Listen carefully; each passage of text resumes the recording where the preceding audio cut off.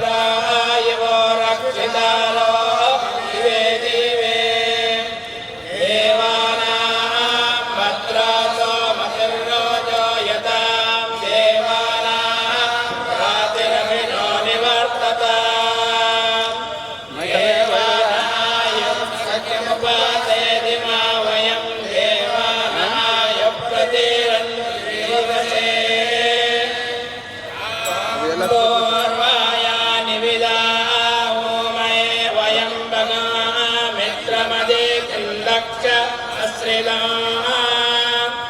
हरियमणं वरोणं सोमामश्विना सरस्वतेन स्वभगामयस्करत तन्नो वातो मयो भुवातो वेजजं तन्माता पृथिवी तत्पिता द्यौ तद्गवाणः सोमसुतो मयो भुवस्तदश्विना चणतन्दश्च यवाम् ईशानञ्जगातस्तस्तु चस्पत्या जयं जन्ममवासे कुमे वयम् सत्प्रदो रक्षिता पायुरदब्धः स्वस्तये स्वस्ति न इन्द्रो वृद्धश्रावा स्वस्ति न पूषा विश्ववेदा स्वस्ति नस्ताक्षो हरिष्ठनेमि स्वस्ति न बृहस्पतिर्ददातु प्रश्नेमातरस्य भञ्जवान् विदते च जग्मायाम् अग्निजिह्वा मनावस्तुरा चक्षसो विश्वेन देवसागमन्याम् भद्रं कर्णे विष्णयाम देवा भद्रं पश्येमाक्षभिर्यजत्रा स्थिरैरङ्गैस्तवां सस्तनाभिर्व्यक्तेमगे कन्यकायो शतमिन्द्रन्ति देवायत्र नश्चक्र जरसा तनोना पुत्रासो यत्र पितरो भवानिमाना अद्यारे शतायर्गन्ता अदितिर्द्योरदितिरन्तरिक्षमदितिर्माता स पिता स पुत्रः विश्वे देवादित्यपञ्चजना अदितिर्जातमदितिर्जनित्वं भवतो सहनो भुनक्तो सावीर्यङ्करवावहै तेजस्विनावधीतमस्तु मा विद्विषावहै ॐ शान्ति शान्ति शान्ति हरि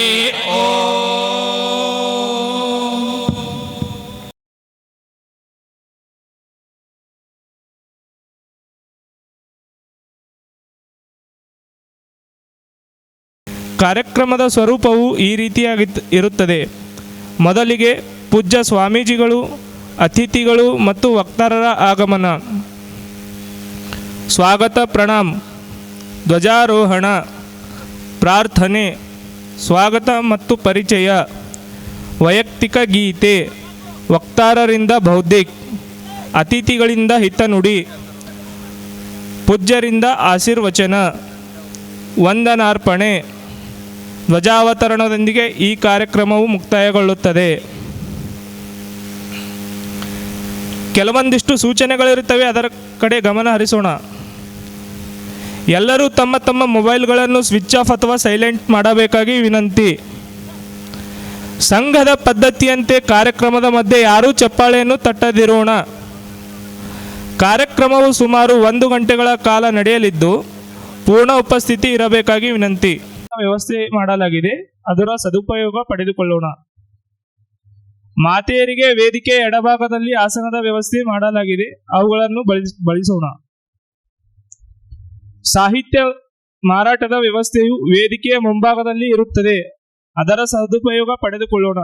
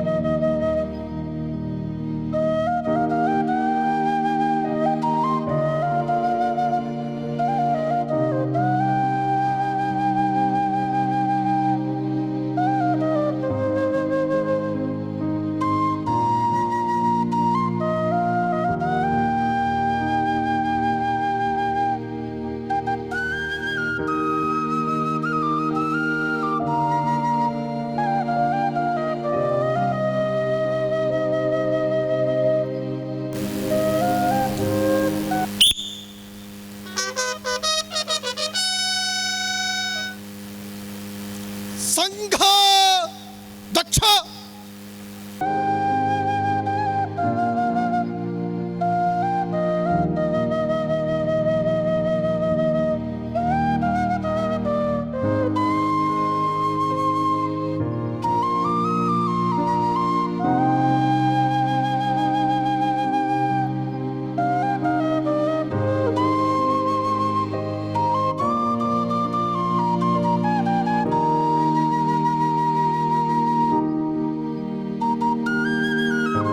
स्वागत प्रणाम 1 2 3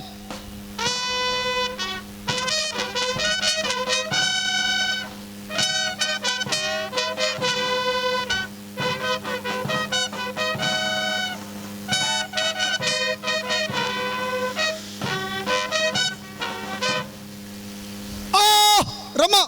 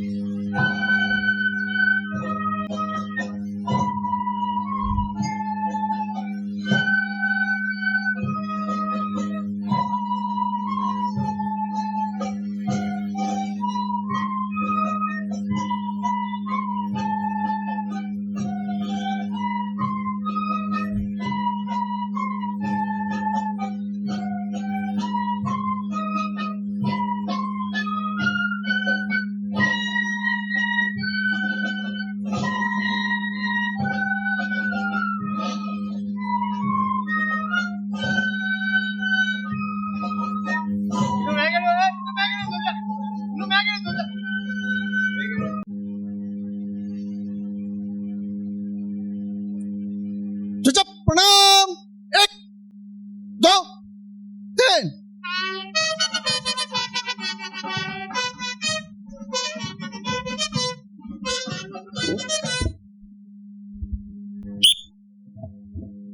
नमस्ते सदा वत्सले मातृभूमे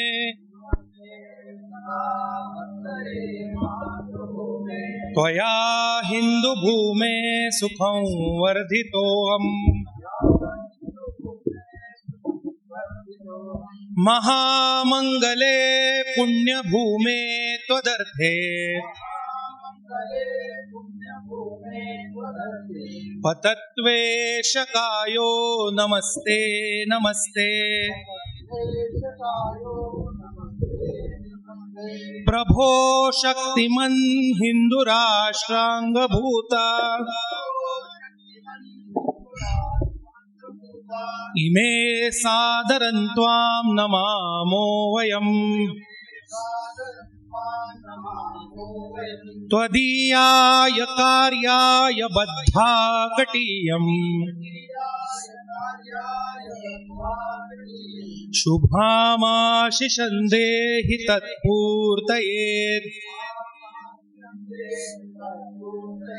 अजय्याञ्च विश्वस्य देहीश शक्तिम्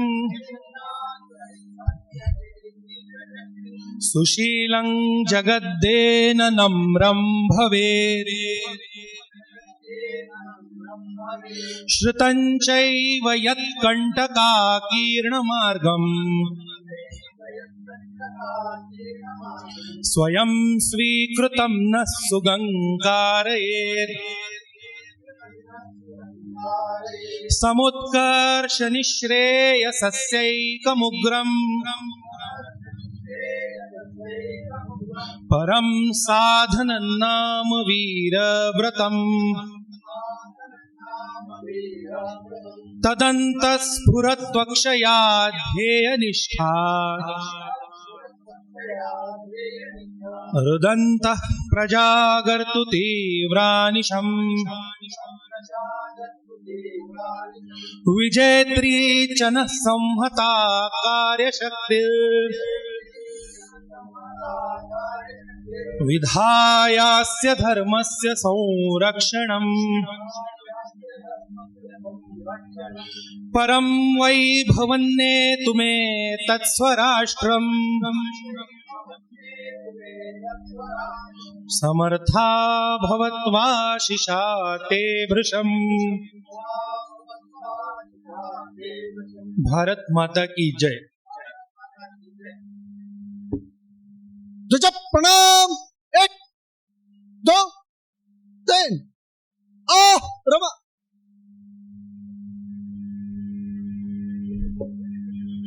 ಸಜ್ಜನ ಬಂಧುಗಳು ಹಾಗೂ ಮಾತಾ ಭಗಿನಿಯರೆಲ್ಲ ಕುಳಿತುಕೋಬೇಕಾಗಿ ವಿನಂತಿ. ಅನೇಕೇನೆ ದಕ್ಷ ಕೋಪ ವಿಷ ಸಂಘ ಕಲಬುರಗಿ ನಗರದ ವಿಜಯದಶಮಿ ಉತ್ಸವಕ್ಕೆ ಆಗಮಿಸಿರುವ ಸಜ್ಜನ ಬಂಧುಗಳಿಗೆ, ಸಂಘದ ಹಿತೈಷಿಗಳಿಗೆ, ಗಣ್ಯಮಾನ್ಯರಿಗೆ ಹಾಗೂ ಮಾತಾ ಭಗಿನಿಯರಿಗೆ ಹೃತ್ಪೂರ್ವಕ ಸ್ವಾಗತವನ್ನು ಕೋರುತ್ತೇನೆ.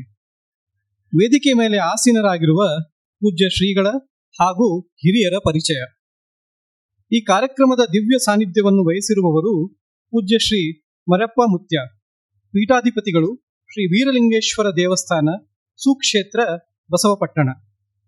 ಕಲಬುರಗಿ ಜಿಲ್ಲೆಯ ಸುಕ್ಷೇತ್ರ ಬಸವಪಟ್ಟಣದ ಶ್ರೀ ವೀರಲಿಂಗೇಶ್ವರ ದೇವಸ್ಥಾನವು ತನ್ನದೇ ಆದ ಐತಿಹಾಸಿಕ ಪರಂಪರೆಯನ್ನು ಹೊಂದಿದೆ. ಅಪಾರ ಸಂಖ್ಯೆಯಲ್ಲಿ ಭಕ್ತರನ್ನು ಹೊಂದಿರುವ ಪೀಠವು ಲಕ್ಷೋ ದೀಪೋತ್ಸವವನ್ನು ಒಳಗೊಂಡಂತೆ ಜನರಲ್ಲಿ ಧರ್ಮ ಜಾಗೃತಿಯನ್ನು ಮೂಡಿಸುವ ಅನೇಕ ಕಾರ್ಯಗಳನ್ನು ನಿರಂತರವಾಗಿ ಮಾಡಿಕೊಂಡು ಬಂದಿದೆ.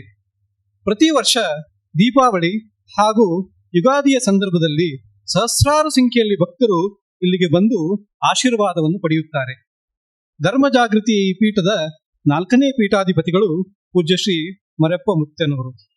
ಇವರಿಗೆ ರಾಷ್ಟ್ರೀಯ ಸ್ವಯಂ ಸೇವಕ ಸಂಘ ಕಲಬುರಗಿ ನಗರದ ಪರವಾಗಿ ಭಕ್ತಿಪೂರ್ವಕ ನಮನಗಳನ್ನು ಸಲ್ಲಿಸುತ್ತಾ ಸ್ವಾಗತಿಸುತ್ತೇನೆ. ಕಾರ್ಯಕ್ರಮಕ್ಕೆ ಅತಿಥಿಗಳಾಗಿ ಆಗಮಿಸಿರುವವರು ಶ್ರೀ ಚನ್ನಬಸಪ್ಪ ಮೇಕಾಲೆಯವರು. ಶ್ರೀಯುತರು ಮೂಲತಃ ಆಳಂದ ತಾಲೂಕಿನ ನಸೀರ್ವಾಡಿಯವರು. ತಮ್ಮ ಪ್ರಾಥಮಿಕ ಶಿಕ್ಷಣವನ್ನು ಕಡಕಲದಲ್ಲಿ ಪೂರೈಸಿ ನಂತರ ಕಾಲೇಜು ಶಿಕ್ಷಣ ಹಾಗೂ ಇಂಜಿನಿಯರಿಂಗ್ ಶಿಕ್ಷಣವನ್ನು ಕಲಬುರಗಿಯಲ್ಲಿ ಪೂರೈಸಿದ ನಂತರ 1991ರಲ್ಲಿ ಲೋಕೋಪಯೋಗಿ ಇಲಾಖೆಯಲ್ಲಿ ಇಂಜಿನಿಯರ್ ಆಗಿ ತಮ್ಮ ವೃತ್ತಿ ಜೀವನವನ್ನು ಪ್ರಾರಂಭಿಸಿದರು. ಯಾದಗಿರಿ, ಸುರಪುರ, ಚಿಕ್ಕಮಗಳೂರಿನ ಮೂಡಗೆರೆ ಹಾಗೂ ದೇವದುರ್ಗದಲ್ಲಿ ಸಹಾಯಕ ಕಾರ್ಯನಿರ್ವಾಹಕ ಅಭಿಯಂತರರಾಗಿ ಕಾರ್ಯನಿರ್ವಹಿಸಿದ್ದಾರೆ. 2019ರಲ್ಲಿ ಬೆಂಗಳೂರಿನ ಶಾಸಕರ ಭವನದಲ್ಲಿ ನಿರ್ವಹಣಾಧಿಕಾರಿಯಾಗಿ, ನಂತರ 2020ರಲ್ಲಿ ರಾಯಚೂರಿನಲ್ಲಿ ಕಾರ್ಯನಿರ್ವಾಹಕ ಅಭಿಯಂತರಕರಾಗಿ ಕಾರ್ಯನಿರ್ವಹಿಸಿದ್ದಾರೆ. 2024ರಲ್ಲಿ ಬೃಹತ್ ಬೆಂಗಳೂರು ಮಹಾನಗರ ಪಾಲಿಕೆಯ ಕಾರ್ಯನಿರ್ವಾಹಕ ಅಭಿಯಂತರರಾಗಿ ಕಾರ್ಯನಿರ್ವಹಿಸಿ 2025ರಲ್ಲಿ ನಿವೃತ್ತಿ ಹೊಂದಿದ್ದಾರೆ. ವರ್ತಮಾನದಲ್ಲಿ ಕಲಬುರಗಿಯ ಉಚ್ಚ ನ್ಯಾಯಾಲಯದ ಎದುರುಗಡೆ ಇರುವ ಗಾಯತ್ರಿ ಮಲ್ಟಿ ಸ್ಪೆಷಾಲಿಟಿ ಆಸ್ಪತ್ರೆಯ ವ್ಯವಸ್ಥಾಪಕ ನಿರ್ದೇಶಕರಾಗಿ ಕಾರ್ಯನಿರ್ವಹಿಸುತ್ತಿದ್ದಾರೆ. ಸಾರ್ವಜನಿಕ ಕಳಕಳಿಯುಳ್ಳ ಶ್ರೀ ಚನ್ನಬಸಪ್ಪನವರು ಅನೇಕ ಮಠ ಮಂದಿರಗಳಿಗೆ ಹಾಗೂ ಧಾರ್ಮಿಕ ಮಹಾಪುರುಷರ ಮೂರ್ತಿ ಪ್ರತಿಷ್ಠಾಪನೆಯ ಕಾರ್ಯದಲ್ಲಿ ಸಹಾಯ ಮಾಡುತ್ತಾ ಬಂದಿದ್ದಾರೆ. ಶ್ರೀ ಚನ್ನಬಸಪ್ಪ ಮೆಕಾಲಿ ಅವರಿಗೆ ರಾಷ್ಟ್ರೀಯ ಸ್ವಯಂ ಸೇವಕ ಸಂಘ ಕಲಬುರಗಿ ನಗರದ ವತಿಯಿಂದ ಸ್ವಾಗತವನ್ನು ಕೋರುತ್ತೇನೆ. ಶ್ರೀಯುತ ಗಿರೀಶ್ ಹೆಬ್ಬಾರ್ ಇವರು ಕಲಬುರಗಿಯ ನಿವಾಸಿಗಳಾಗಿದ್ದು ಕರ್ನಾಟಕ ಗ್ರಾಮೀಣ ಬ್ಯಾಂಕಿನಲ್ಲಿ ಪ್ರಾದೇಶಿಕ ವ್ಯವಸ್ಥಾಪಕರಾಗಿ ಕಾರ್ಯನಿರ್ವಹಿಸಿ ನಿವೃತ್ತಿ ಹೊಂದಿದ್ದಾರೆ. ಪ್ರಸ್ತುತ ರಾಷ್ಟ್ರೀಯ ಸ್ವಯಂ ಸೇವಕ ಸಂಘದ ಕರ್ನಾಟಕ ಉತ್ತರ ಪ್ರಾಂತದ ಪ್ರಾಂತ ಕಾರ್ಯಕಾರಿಣಿ ಸದಸ್ಯರಾಗಿ ಹಾಗೂ ಕಲಬುರಗಿ ವಿಭಾಗದ ಮಾನ್ಯ ವಿಭಾಗ ಸಹ ಸಂಘಚಾಲಕರಾಗಿ ನಮಗೆಲ್ಲ ಮಾರ್ಗದರ್ಶನ ಮಾಡುತ್ತಿದ್ದಾರೆ. ಇನ್ನೋರ್ವ ಹಿರಿಯರು ಶ್ರೀ ಅಶೋಕ್ ಪಾಟೀಲ್ ಚಿಂಚೋಳಿಯ ನಿವಾಸಿಗಳಾಗಿದ್ದು ಪ್ರಗತಿಪರ ಕೃಷಿಕರು. ರಾಷ್ಟ್ರೀಯ ಸ್ವಯಂ ಸೇವಕ ಸಂಘ ಕಲಬುರಗಿ ಜಿಲ್ಲೆಯ ಮಾನ್ಯ ಜಿಲ್ಲಾ ಸಂಘಚಾಲಕರಾಗಿ ನಮಗೆಲ್ಲ ಮಾರ್ಗದರ್ಶನ ಮಾಡುತ್ತಿದ್ದಾರೆ. ಈ ಕಾರ್ಯಕ್ರಮಕ್ಕೆ ಮುಖ್ಯ ವಕ್ತಾರರಾಗಿ ಆಗಮಿಸಿರುವವರು ಶ್ರೀಯುತ ರವೀಂದ್ರ. ಇವರು ಮೂಲತಃ ಶ್ರೀರಂಗಪಟ್ಟಣದವರು. ತಮ್ಮ ವಿದ್ಯಾಭ್ಯಾಸದ ನಂತರ ಸಂಘದ ಪ್ರಚಾರಕರಾಗಿ ಹೊರಟರು. ಕಳೆದ 32 ವರ್ಷಗಳಿಂದ ಪ್ರಚಾರಕರು.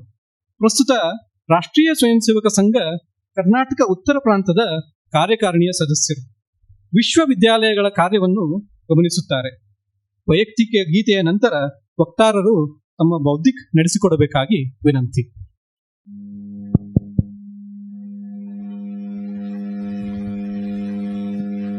ಹರಿ ಹರಿ ಹರಿ ಹರಿ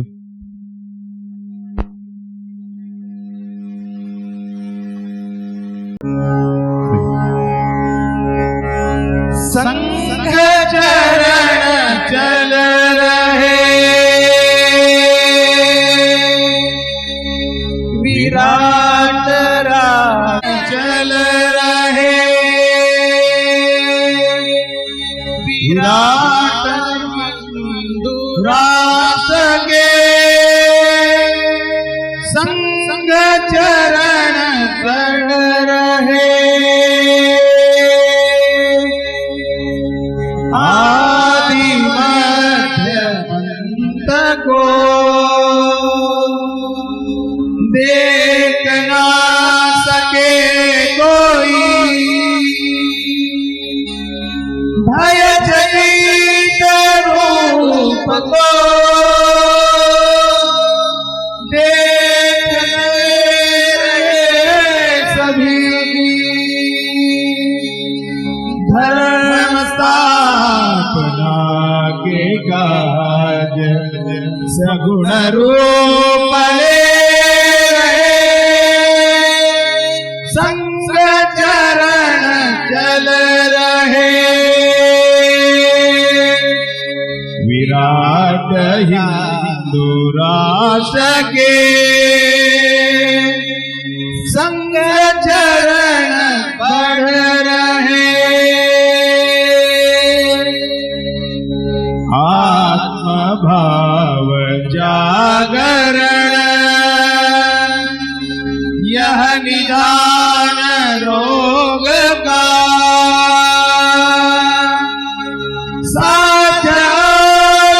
साधना एक रूप ध्येय का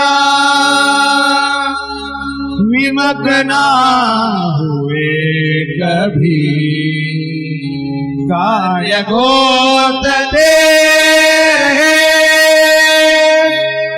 संघ चरण चल रहे विराट हिंदू राष्ट्र के संघ चरण बढ़ रहे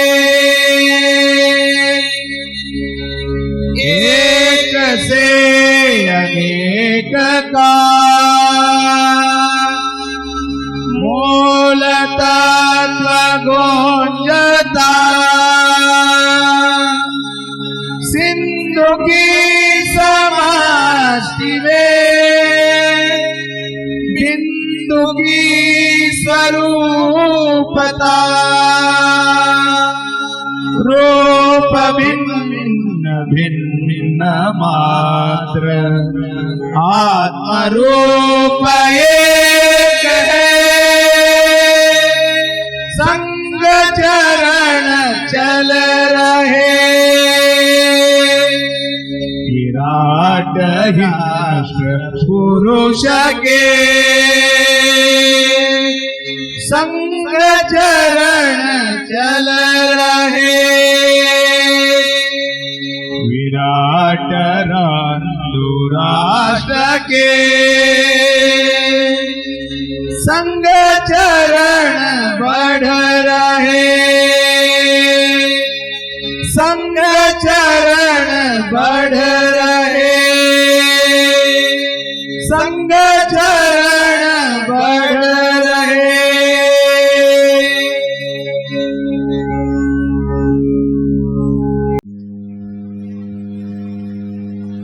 ಪರಮ ಪೂಜ್ಯ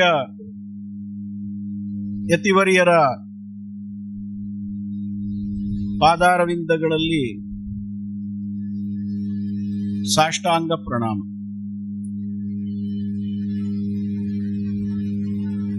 ಆದರಣೀಯ ಮುಖ್ಯ ಅತಿಥಿಗಳೇ, ಸನ್ಮಾನ್ಯ ಸಂಘಚಾಲಕರೇ, ಇಲ್ಲಿ ನೆರೆದಿರುವಂತಹ ಎಲ್ಲ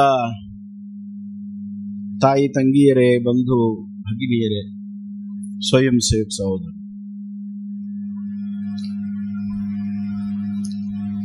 ಕಲಬುರಗಿ ನಗರದ ವಿಜಯದಶಮಿ ಕಾರ್ಯಕ್ರಮಕ್ಕೆ RSSನ ಕಡೆಯಿಂದ ನಾವೆಲ್ಲರೂ ಇವತ್ತು ಸೇರಿದ್ದೀವಿ. ಏಕೆಂದ್ರೆ ಸಂಘ ಪ್ರಾರಂಭ ಆಗಿದ್ದು ವಿಜಯದಶಮಿ. ಇನ್ನೂ ಒಂದು ವಿಶೇಷ ಸಂಗತಿ ನಮಗೆಲ್ಲ ಗೊತ್ತಿರಬಹುದು, 100 ವರ್ಷ ಆಯಿತು. ಅಕ್ಟೋಬರ್ 2ನೇ ತಾರೀಕಿನಿಂದ 101ನೇ ವರ್ಷ ಆರಂಭ ಆಗಿದೆ.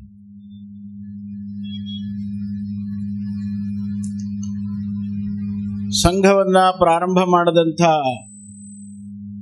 ಪೂಜನೀಯ ಡಾಕ್ಟರ್ ಹೆಡ್ಗೇವಾರ್ ಸಂಘದ ಪ್ರಾರಂಭಕ್ಕೆ ವಿಜಯದಶಮಿಯ ದಿನವನ್ನ ಆರಿಸಿದರು. ಏಕೆಂದ್ರೆ ಸಂಘದ ಉದ್ದೇಶವು ಶಕ್ತಿ ನಿರ್ಮಾಣವೇ ಆಗಿದೆ. ವಿಜಯದಶಮಿಯ ಸಂದೇಶವು ಶಕ್ತಿಯೇ ಆಗಿದೆ. ಕೃಷ್ಣದೇವರಾಯರ ಕಾಲಕ್ಕೆ ಮುಂಚೆ ನವರಾತ್ರಿಯ ಆಚರಣೆ ಇತ್ತು. ರಾಯರ ಕಾಲದಿಂದ ಮುಂದೆ 10ನೇ ದಿನ ಸೇರಿಕೊಂಡು ದಶಾಹ ಆಯಿತು. ಅದನ್ನೇ ರೂಢಿನಲ್ಲಿ ದಸರಾ ಅಂತ. ನವರಾತ್ರಿ ಶಕ್ತಿ ದೇವತೆಯ ಆರಾಧನೆಯ ಸಂದರ್ಭ. 4 ನವರಾತ್ರಿಗಳು ನಮ್ಮ ಪರಂಪರೆಯಲ್ಲಿ ಇದೆ. ವಸಂತ ನವರಾತ್ರಿ, ಆಷಾಢ ನವರಾತ್ರಿ, ಮಾಘ ನವರಾತ್ರಿ, ಶರನ್ನವರಾತ್ರಿ. ಅದರಲ್ಲಿ ಶರನ್ನವರಾತ್ರಿ ಶಕ್ತಿಯ ಸಂದೇಶವನ್ನು ಕೊಡುತ್ತೆ.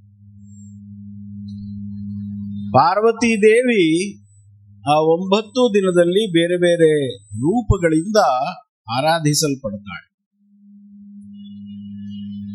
ಆ ತಾಯಿ ಶಕ್ತಿ ಸ್ವರೂಪಿಣಿ.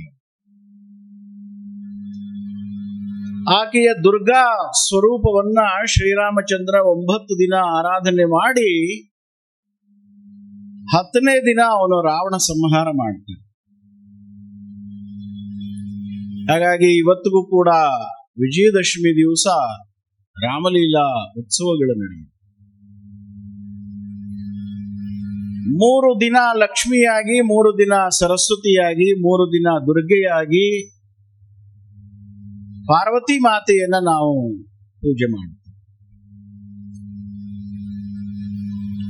ದೇವತೆಗಳು 33 ಆದರೂ ಕೂಡ ನಮ್ಮ ದೇಶದಲ್ಲಿ ದೇವರಾಗಿದ್ದು 5 ಜನ: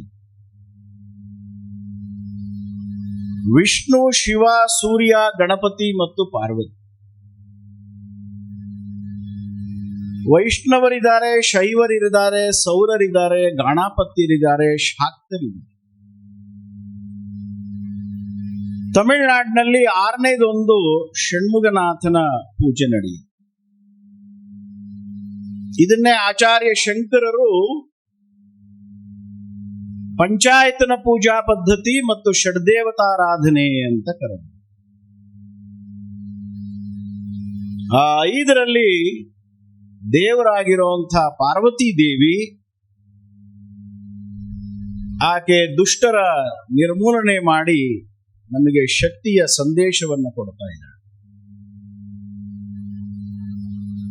ನಮ್ಮೆಲ್ಲ ದೇವತೆಗಳ ದೇವಿಯರ ಚಿತ್ರದಲ್ಲಿ ಆಯುಧಗಳು ಇದ್ದೇ ಇರುತ್ತೆ.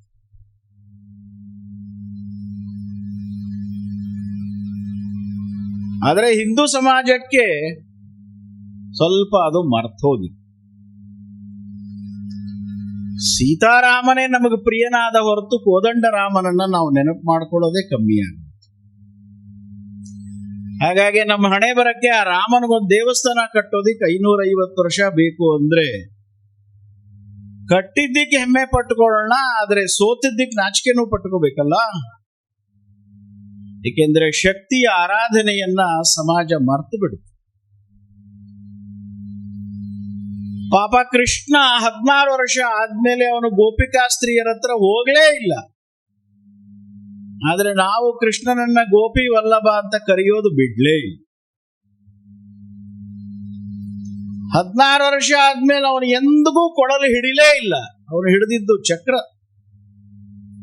ಆದ್ರೆ ನಮಗೆ ಚಕ್ರಧಾರಿಗಿಂತ ಮುರಳೀಧರನೇ ಬಹಳ ಪ್ರಿಯ. ಅದಕ್ಕೆ ವಧೆ ತಿಂತ ಇರೋದು. ಅರ್ಧಕ್ಕಿಂತ ಹೆಚ್ಚು ಭೂಮಿಯನ್ನ ಕಳ್ಕೊಂಡು ಕೂತಿರುವಂತ ದೇಶ ಹಿಂದೂ ಸಮಾಜ. 70 ಲಕ್ಷ ಚದರ ಕಿಲೋಮೀಟರ್ ಭೂಮಿ ಇತ್ತು, ಆದ್ರೆ ಈಗ ಅರ್ಧಕ್ಕಿಂತ ಜಾಸ್ತಿ ಕಳ್ಕೊಂಡು 32,80,000, 33 ಲಕ್ಷ. ಇರೋದು 33 ಲಕ್ಷ, ಹೋಗಿರೋದು 37 ಲಕ್ಷ. ಮತ್ತೆ ಗಲಾಟೆ ಬೆಳಗಾವಿಗೆ, ಕಾಸರಗೋಡಿಗೆ, ಕೃಷ್ಣಾ ನದಿಗೆ, ಕಾವೇರಿಗೆ, ಮಹದಾಯಿಗೆ.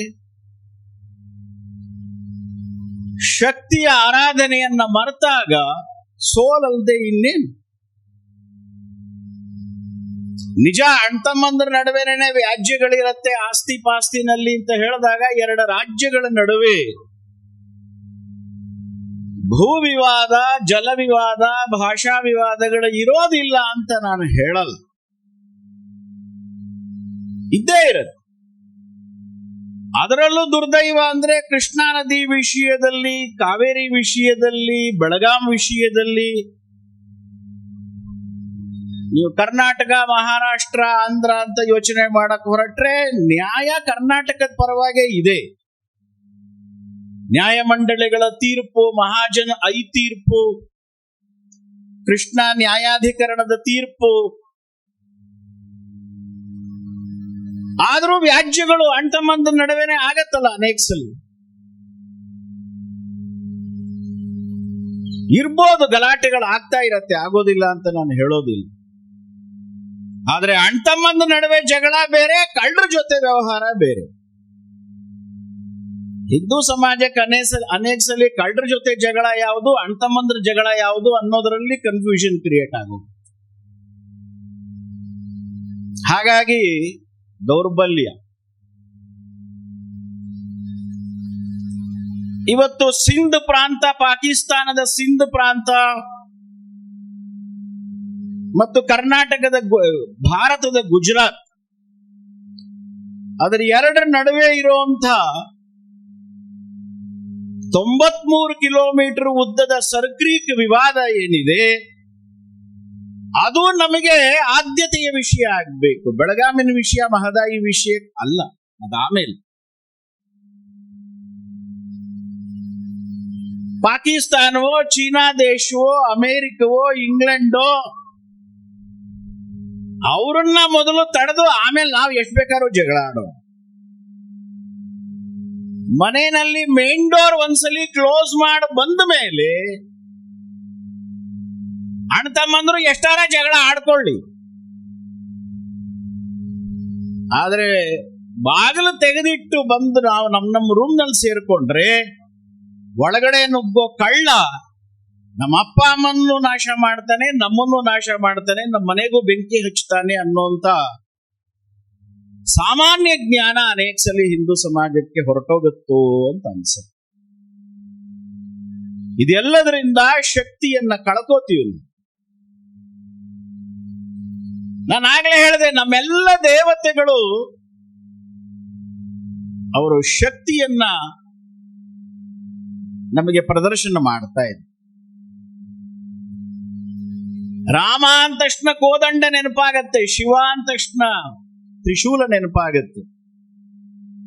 ಷಣ್ಮುಖ ಸ್ವಾಮಿಯ ಕೈನಲ್ಲಿ ಶೂಲ ಇದೆ, ಕೃಷ್ಣನ ಕೈನಲ್ಲಿ ಚಕ್ರ ಇದೆ.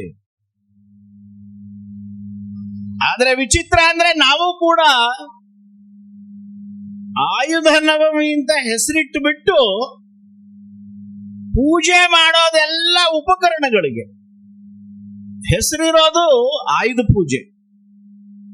ಆಯುಧಕ್ಕೆ ಇಂಗ್ಲಿಷ್ ನಲ್ಲಿ ವೆಪನ್ ಅಂತ. ಆದ್ರೆ ಆ ನವಮಿ ದಿವಸ ನಾವು ಪೂಜೆ ಮಾಡಿದ್ದು ಯಾವ್ದಕ್ಕೆ ಅಂದ್ರೆ ಫ್ರಿಡ್ಜ್ಗೆ, ಮಿಕ್ಸಿಗೆ, ವಾಷಿಂಗ್ ಮಿಷಿನ್ಗೆ, ಬೈಕ್ಗೆ, ಕಾರ್ಗೆ.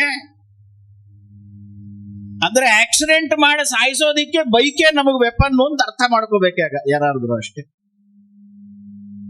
ಅವೆಲ್ಲ ವೆಪನ್ ಅಲ್ರಿ, ಅವೆಲ್ಲ ಉಪಕರಣಗಳು, ಅವೆಲ್ಲ ಇನ್ಸ್ಟ್ರೂಮೆಂಟ್ಸ್.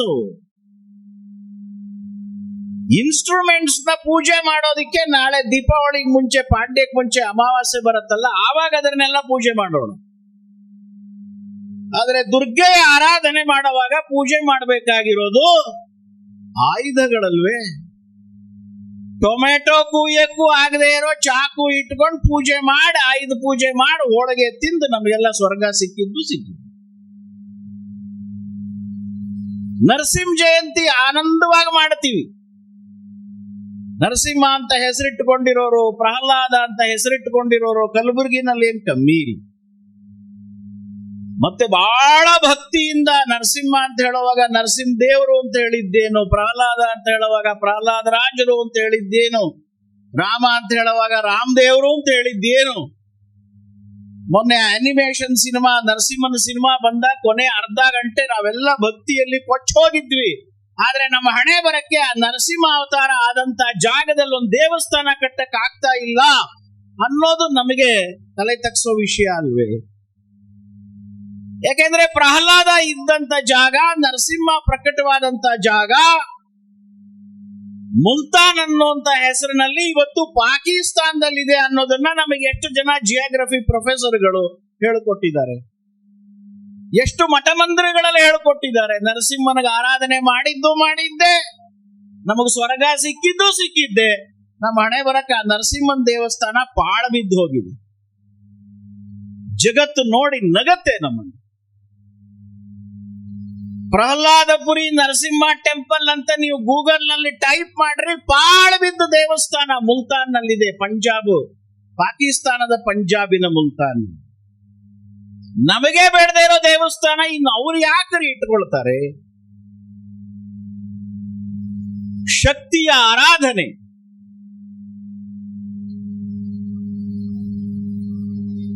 ಮೂರು ರೀತಿಯ ಶಕ್ತಿಗಳಿದ್ದಾವೆ. ಒಂದು ಆಯುಧದ ಶಕ್ತಿ, ಶಸ್ತ್ರಶಕ್ತಿ. ಎರಡನೇದು ರಾಜಶಕ್ತಿ. ಮೂರನೇದು ಲೋಕಶಕ್ತಿ. ಆಯುಧ ಪೂಜೆ ದಿವಸ ನಾವು ಮಾಡುವಂತ ಆಯುಧದ ಪೂಜೆ ಏನಿದೆ ಅದು ಸಾಂಕೇತಿಕ. ಮನುಷ್ಯ ಬದುಕೋದಿಕ್ಕೆ ಶಕ್ತಿ ಬೇಕು, ಇನ್ನೊಬ್ಬರನ್ನ ಬದುಕಲ್ಲ. ಈಗ ತಾನೇ ನಮ್ಮ RSS ಪ್ರಾರ್ಥನೆಯಲ್ಲಿ ನಾವು ಗಮನಿಸಿದ್ರೆ 9ನೇ ಸಾಲಿನಲ್ಲಿ ನಾವು ಶಕ್ತಿಯನ್ನ ಕೇಳ್ತೀವಿ ದೇವರ ಹತ್ರ. ಆದ್ರೆ 10ನೇ ಸಾಲಿನಲ್ಲಿ ನಾವು ಶೀಲವನ್ನ ಕೇಳಿದ್ವಿ, ನಡವಳಿಕೆ ಕೊಡು ಅಂತ ಕೇಳ್ತೀವಿ. ಒಳ್ಳೆ ನಡವಳಿಕೆ ಯಾಕೆ ಬೇಕು ಅಂತ ಕೇಳಿದಾಗ ನಾವು ಪ್ರಾರ್ಥನೆಯಲ್ಲಿ ಹೇಳಿದೀವಿ, ಇನ್ನೊಬ್ಬರನ್ನ ಬಗ್ಸಕ್ಕೆ. ಜಗತ್ ಏನ ನಮ್ರಂಭವೇ, ಎಷ್ಟು ವಿಶಿಷ್ಟವಾಗಿದೆ ನೋಡಿ. ನಾವು ಶಕ್ತಿಯನ್ನ ಕೇಳ್ತಾ ಇರೋದು ಇನ್ನೊಬ್ಬರನ್ನ ಬಗ್ಸಕ್ಕಲ್ಲ, ನಾವು ಬದುಕಕ್ಕೆ. ಇನ್ನೊಬ್ಬರನ್ನ ಬಗ್ಸಕ್ಕೆ ನಾವು ಕೇಳ್ತಾ ಇರೋದು ಶೀಲ. ಈ ಸಂಸ್ಕಾರ ಇಡೀ ಜಗತ್ನಲ್ಲಿ ಹಿಂದೂ ಸಮಾಜದಲ್ಲಿ ಮಾತ್ರ ಇದೆ. ಅಮೆರಿಕವೋ, ಚೀನಾನೋ, ರಷ್ಯಾನೋ ಜಗತ್ತನ್ನ ಬಗ್ಸೋದಿಕ್ಕೆ ಸೂಪರ್ ಪವರ್ ಆಗ್ಬೇಕು, ಶಕ್ತಿ ಬೇಕು ಅಂತ. ಆದ್ರೆ ಶಕ್ತಿಯಿಂದ ಯಾರನ್ನಾದ್ರೂ ಬಗ್ಸಿದ್ರೆ ಸೇಡು ಉಳ್ಕೊಳ್ಳುತ್ತೆ. ಶೀಲದಿಂದ ಯಾರನ್ನಾದ್ರೂ ಬಗ್ಸಿದ್ರೆ ಅವ್ರು ನಮ್ಮೊರೆ ಆಗ್ತಾರೆ. ಆದ್ರೆ ಬದುಕಕ್ಕೆ ಶಕ್ತಿ ಬೇಕು ಅಂತ ಅಷ್ಟೇ ಸಂಘ ಹೇಳ್ತಾರೆ. 2014ನೇ ಇಸ್ವಿಗಿಂತ ಮುಂಚೆ ಯಾವ ಸೈನಿಕರಿದ್ರು, ಯಾವ ಶಸ್ತ್ರಾಸ್ತ್ರಗಳಿತ್ತು, ಅದೇ ಸೈನಿಕರು, ಅದೇ ಶಸ್ತ್ರಾಸ್ತ್ರಗಳು 2014 ಆದ್ಮೇಲೂ ಇತ್ತು. 14 ಆದ್ಮೇಲೆ ಇದ್ದಿದ್ದು ಅದೇ ಸೈನ್ಯವೇ, ಅದೇ ಶಸ್ತ್ರವೇ. 14ಕ್ಕೆ ಮುಂಚೆ ಇದ್ದಿದ್ದು ಅದೇನೆ. ಆದ್ರೆ 14ಕ್ಕೆ ಮುಂಚೆ ಏರ್ ಸ್ಟ್ರೈಕ್ ಯಾಕೆ ಆಗ್ಲಿಲ್ಲ, ಸರ್ಜಿಕಲ್ ಸ್ಟ್ರೈಕ್ ಯಾಕೆ ಆಗ್ಲಿಲ್ಲ, ಪ್ರಿಸಿಷನ್ ಸ್ಟ್ರೈಕ್ ಯಾಕೆ ಆಗ್ಲಿಲ್ಲ? ಕೈನಲ್ಲಿ ನಾನು ಪಿಸ್ತೂಲ್ ಹಿಡ್ಕೋಬಹುದು, ಅದು ಎಷ್ಟೇ ಚೆನ್ನಾಗಿರ್ಬೋದು, ಅದು ಶಸ್ತ್ರಶಕ್ತಿ. ಆದ್ರೆ ಕೈ ನಡುಗುತ್ತಾ ಇದ್ರೆ ಪಿಸ್ತೂಲ್ ಉಪಯೋಗಕ್ಕೆ ಬರೋದು. ಆ ಕೈನ ಹಿಂದೆ ಇರುವಂತ ಹೃದಯ ದುರ್ಬಲವಾಗಿದ್ರೆ ಕೈ ನಡುಗಕ್ ಶುರು. RSS ಕೆಲಸ ಮಾಡ್ತಾ ಇರೋದು ಹೃದಯದ ಭಾಗದಲ್ಲಿ, ಲೋಕಶಕ್ತಿ. 14ಕ್ಕೆ ಮುಂಚೆ ಶಸ್ತ್ರಶಕ್ತಿ ಚೆನ್ನಾಗಿತ್ತು, ಆದ್ರೆ ರಾಜಶಕ್ತಿಗೆ ವಿವೇಕ ಇರಲಿಲ್ಲ. ನಮ್ಮ ಮೇಲೆ ಯಾರಾದ್ರೂ ಆಕ್ರಮಣ ಮಾಡಿದ್ರೆ ನಾವು ವಿಶ್ವಸಂಸ್ಥೆಗೆ, ಅಮೆರಿಕಾಗೆ ಅಪ್ಲಿಕೇಶನ್ ಬರೀತಾ ಇದ್ವಿ. ಗಂಡ ಹೆಂಡತಿ ಇಬ್ರು ಮನೆಯಲ್ಲಿ ಮಲಗಿದ್ದಾಗ ರಾತ್ರಿ 1 ಗಂಟೆಗೆ ಏನೋ ಸದ್ದಾಯ್ತಂತೆ. ಹೆಂಡತಿಗೆ ಎಚ್ಚರ ಆಯ್ತು, ನೋಡಿದ್ರೆ ಕಳ್ಳ ನುಗ್ಗುತ್ತಾ ಇದ್ದಾನೆ. ಗಂಡನ್ ಎಬ್ಬಿಸಿ ಹೇಳಿದ್ರು ನೋಡ್ರಿ ಕಳ್ಳ ಬರ್ತಾ ಇದ್ದಾನೆ ಅಂತ. ಆವಾಗ ಗಂಡ ಹೇಳದ್ನಂತೆ, ಊರಿನಲ್ಲಿ ಯಾರಾದ್ರೂ ಗಂಡಸರಿದ್ರೆ ಕರಿ ಅಂತ. 14ಕ್ಕೆ ಮುಂಚೆ ನಮ್ಮ ಹಣೆ ಬರ ಅದೇ ಆಗಿತ್ತು, ಅದೇ ಸೈನ್ಯ, ಅದೇ ಶಸ್ತ್ರ. ರಾಜಶಕ್ತಿ ದುರ್ಬಲವಾಗಿ, ರಾಜಶಕ್ತಿ ದುರ್ಬಲವಾಗಿದ್ದಕ್ಕೆ ರಾಜಶಕ್ತಿ ಕಾರಣ ಅಲ್ಲ, ಅವಿವೇಕಿ ಸಮಾಜ ಕಾರಣ. ಆಮೇಲೆ ಸಮಾಜಕ್ಕೆ ವಿವೇಕ ಬಂತು, ರಾಜಶಕ್ತಿ ಬದಲಾಯಿತು, ಸಮಾಜದಲ್ಲಿ ಬದಲಾವಣೆ ನೋಡ್ತಾ ಇದ್ದೀವಿ. 2014ನೇ ಇಸ್ವಿನಲ್ಲಿ ಫ್ರಾಜೈಲ್ 5 ಆಗಿದ್ದಂತ ದೇಶ ಇವತ್ತು ಫರ್ಟೈಲ್ 5 ಆಗಿದೆಯಲ್ಲ. ಕಾರಣ ಸಮಾಜದ ಶಕ್ತಿಯ ಕಾರಣಕ್ಕೆ ರಾಜಶಕ್ತಿಯ ಬದಲಾವಣೆ ಆಯಿತು. ಯಾವ ಪಾರ್ಟಿ ಕೂತಿರುತ್ತೆ, ಯಾವ ವ್ಯಕ್ತಿ ಪ್ರೈಮ್ ಮಿನಿಸ್ಟರ್ ಆಗ್ತಾ ಇದ್ದಾರೆ ಅನ್ನೋದು RSS ಸಂಬಂಧ ಇಲ್ಲ. ಯಾವ ಪಾರ್ಟಿನಾರ ಇರಲಿ, ಯಾವ ವ್ಯಕ್ತಿನಾದ್ರೂ ಇರಲಿ, ಅವ್ರು ಯಾರೇ ಕೂತರೂ ಕೂಡ ಈ ಸಮಾಜಕ್ಕೆ ಕೆಟ್ಟದಾಗುವಂತ ಕೆಲಸ ಅವ್ರು ಮಾಡಬಾರದು ಅನ್ನೋಂತ ಎಚ್ಚರಿಕೆ ಸಮಾಜಕ್ಕೆ ಇಲ್ಲದೆ ಹೋದ್ರೆ ಉಳಿದದ್ದು ಏನು ಉಪಯೋಗ ಇಲ್ಲ ರೀ. ಹಾಗಾಗಿ RSS ಶಸ್ತ್ರಶಕ್ತಿಯ ಕ್ಷೇತ್ರ ನಮ್ದಲ್ಲ, ರಾಜಶಕ್ತಿಯ ಕ್ಷೇತ್ರವೂ ನಮ್ದಲ್ಲ. ಯಾವುದೇ ಪಕ್ಷ ಇರಲಿ, ಹಿಂದುತ್ವಕ್ಕೆ, ಈ ದೇಶಕ್ಕೆ ಅನುಕೂಲವಾಗಿ ನಡಿಬೇಕು ಅನ್ನೋದು RSSನ ಅಪೇಕ್ಷೆ. ಹಾಗಾಗಿ ಸಂಘ ಕೆಲಸ ಮಾಡ್ತಾ ಇರೋದು ಲೋಕಶಕ್ತಿಯ ನಿರ್ಮಾಣ. ಆ ತಾಯಿ ಭುವನೇಶ್ವರಿ ವಿಜಯದಶಮಿಯ ಮುಖಾಂತರ ನಮಗೆ ಆ ಶಕ್ತಿಯ ಸಂದೇಶವನ್ನೇ ಕೊಡ್ತಾ ಇದೆ. ಆದರೆ ನಮ್ಮ ಪರಂಪರೆಯಲ್ಲಿ ಹೇಳ್ತಾರೆ, ಶಕ್ತಿ ನಿರ್ಮಾಣಕ್ಕೆ ಒಂದೊಂದು ಕಾಲದಲ್ಲಿ ಒಂದೊಂದು ರೀತಿ ಇದೆ. ಸತ್ಯಯುಗದಲ್ಲಿ ಕೇವಲ ಋಷಿಗಳ ಶಾಪದಿಂದ, ಮಂತ್ರದಿಂದ ಶಕ್ತಿ ನಿರ್ಮಾಣ ಆಗ್ತಾ ಇತ್ತು. ಕೃತೆ ಮಂತ್ರ ಪ್ರಯೋಗೇಶು, ಶಾಪ ಕೊಡುವುದರಿಂದ ಒಬ್ಬ ದುಷ್ಟನನ್ನ ಋಷಿಗಳು ನಾಶ ಮಾಡ್ತಾ ಇದ್ರು. ವೇನ ಅನ್ನುವಂಥ ದುಷ್ಟ ರಾಜನನ್ನ ಋಷಿಗಳು ಹುಂಕಾರದಿಂದ ಸುಟ್ಟು ಹಾಕಿದ್ರು ಅಂತ ಭಾಗವತ ಪುರಾಣದಲ್ಲಿ ಬರುತ್ತೆ. ತ್ರೇತಾಯಾಮ್ ತಂತ್ರ ಸಾಧನೆ, ತ್ರೇತಾಯುಗದಲ್ಲಿ ಟೆಕ್ನಾಲಜಿಯಿಂದ ಶಕ್ತಿಯ ಪ್ರಾಪ್ತಿ. ಅದಕ್ಕೋಸ್ಕರ ವಿಶ್ವಾಮಿತ್ರರು ಶ್ರೀರಾಮಚಂದ್ರನಿಗೆ ಬಲ ಅತಿಬಲ ಅನ್ನುವಂಥ ದಿವ್ಯಾಸ್ತ್ರಗಳ ಉಪದೇಶ ಮಾಡಿ ದ್ವಾಪರೇ ವ್ಯೂಹ ರಚನೆ ಶಕ್ತಿ. ದ್ವಾಪರ ಯುಗದಲ್ಲಿ ಸ್ಟ್ರಾಟಜಿಯಿಂದ ನಾವು ಧರ್ಮವನ್ನ ರಕ್ಷಣೆ ಮಾಡಬಹುದಂತೆ. ಶ್ರೀಕೃಷ್ಣನಿಗಿಂತ ಒಳ್ಳೆ ಸ್ಟ್ರಾಟಜಿಸ್ಟ್ ಜಗತ್ನಲ್ಲಿ ಇನ್ಯಾರಿರೋದಿಕ್ ಸಾಕು. ಆದ್ರೆ ಕಲಿಯುಗ ಇದು 3 ಭಾಗ ಅಧರ್ಮ, 1 ಭಾಗ ಧರ್ಮ. ಅದಕ್ಕೆ ಹೇಳ್ತಾರೆ ಇಲ್ಲಿಯ ಕಾಲಧರ್ಮದ, ಈಗಿನ ಕಾಲಧರ್ಮದ ಪ್ರಕಾರ ಸಂಘೇ ಶಕ್ತಿ ಕಲವು ಯುಗೆ, ಸಂಘೇ ಹಿ ಸಾಕಲೋ. ಇರೋಂತ ಒಳ್ಳೆಯವರೆಲ್ಲ ಒಗ್ಗಟ್ಟಾಗ್ಬೇಕು. ಒಬ್ಬರು ಹಿರಿಯರು ಒಂದು ಮಾತು ಹೇಳಿದ್ರು, ಜಗತ್ತು ಹಾಳಾಗೋದು ಕೆಟ್ಟೋರಿಂದ ಅಲ್ಲ, ಒಳ್ಳೆಯವರಿಂದ ಅಂತ. ಯಾಕೆಂದ್ರೆ ಕೆಟ್ಟೋರು ಯಾವಾಗ್ಲೂ ಸಕ್ರಿಯರಾಗಿರ್ತಾರೆ, ಸಂಘಟಿತರಾಗಿರ್ತಾರೆ. ಒಳ್ಳೆಯವರು ಯಾವಾಗ್ಲೂ ನಿಷ್ಕ್ರಿಯರಾಗಿರ್ತಾರೆ, ಬಿಡಿ ಬಿಡಿಯಾಗಿರ್ತಾರೆ. ಅದಕ್ಕೆ ಅವರ ಆ ಮಾತು ಹೇಳು. ಹಾಗಾಗಿ ಡಾಕ್ಟರ್ ಹೆಡಗೇವಾರ್ ಬದುಕೋದಕ್ಕೆ ಶಕ್ತಿ ಬೇಕು ಅಂತ ಆದ್ರೆ ಶಕ್ತಿಗೆ ಸಂಘಟನೆ ಬೇಕು ಅನ್ನೋ ತೀರ್ಮಾನಕ್ಕೆ ಬಂದರು. ಸಂಘಟನೆ ಆಗಬೇಕಾದ್ರೆ ಒಂದು ಸಮಾನವಾದಂತ ಆಧಾರ ಬೇಕು. ಒಂದು ಹೂವಿನ ತೋಟದಲ್ಲಿ ಅನೇಕ ಹೂವುಗಳು ಇರುತ್ತೆ. ಆ ಎಲ್ಲ ಹೂವುಗಳು ಒಂದು ಹಾರ ಆಗ್ಬೇಕಾದ್ರೆ ಅದಕ್ಕೆ ಆಧಾರವಾಗಿ ಒಂದು ದಾರ ಬೇಕಲ್ವೇ? ಹಿಂದೂ ಸಮಾಜದಲ್ಲಿರುವಂತಹ ಅನೇಕ ಜಾತಿ, ಮತ, ಪಂಥ, ಪಕ್ಷ, ಸರ್ವ ಜನಾಂಗದ ಶಾಂತಿಯ ತೋಟ ಆ ರಾಷ್ಟ್ರಕವಿ ಹೇಳಿದಾಗೆ. ಆದ್ರೆ ಬಿಡಿಬಿಡಿಯಾಗಿದ್ರೆ ಸ್ವಾರ್ಥ, ಜಗಳ. ಎಲ್ಲರೂ ಒಂದು ಸುವರ್ಣ ಮಾಲೆ ಆದ್ರೆ ಅದ್ಭುತವಾದಂತ ಬೆಳಕದು. ಹಾಗಾಗಿ ಡಾಕ್ಟರ್ ಹೆಡಗೇವಾರ್ ಮತ್ತು ಸಂಘ ಯೋಚನೆ ಮಾಡ್ತಾ ಇರೋದು ಹಿಂದುತ್ವದ ಆಧಾರದ ಮೇಲೆ. ಯಾವುದೋ ಒಂದು ಜಾತಿಯ ಹೆಸರಿನಿಂದ ಇಡೀ ದೇಶವನ್ನ ಸಂಘಟನೆ ಮಾಡಕ್ಕಾಗಲ್ಲ. ಯಾವುದೋ ಒಂದು ಪಾರ್ಟಿಯ ಹೆಸರಿನಲ್ಲಿ ಇಡೀ ದೇಶವನ್ನ ಸಂಘಟನೆ ಮಾಡಕ್ಕಾಗಲ್ಲ. ಇಡೀ ದೇಶವನ್ನ ಸಂಘಟನೆ ಮಾಡಬೇಕಾದ್ರೆ ಅಲ್ಲಿ ದೇಶವನ್ನೇ ಹೇಳಬೇಕು, ರಾಷ್ಟ್ರೀಯತೆಯನ್ನೇ ಹೇಳಬೇಕು. ಹಾಗಾಗಿ ನಾವು ಹಿಂದುತ್ವದ ಆಧಾರವನ್ನ ಇಟ್ಟುಕೊಂಡು ಸಂಘಟನೆಯ ಮುಖಾಂತರ ಶಕ್ತಿ ನಿರ್ಮಾಣಕ್ಕೆ ಪ್ರಯತ್ನ ಮಾಡ್ತೇವೆ.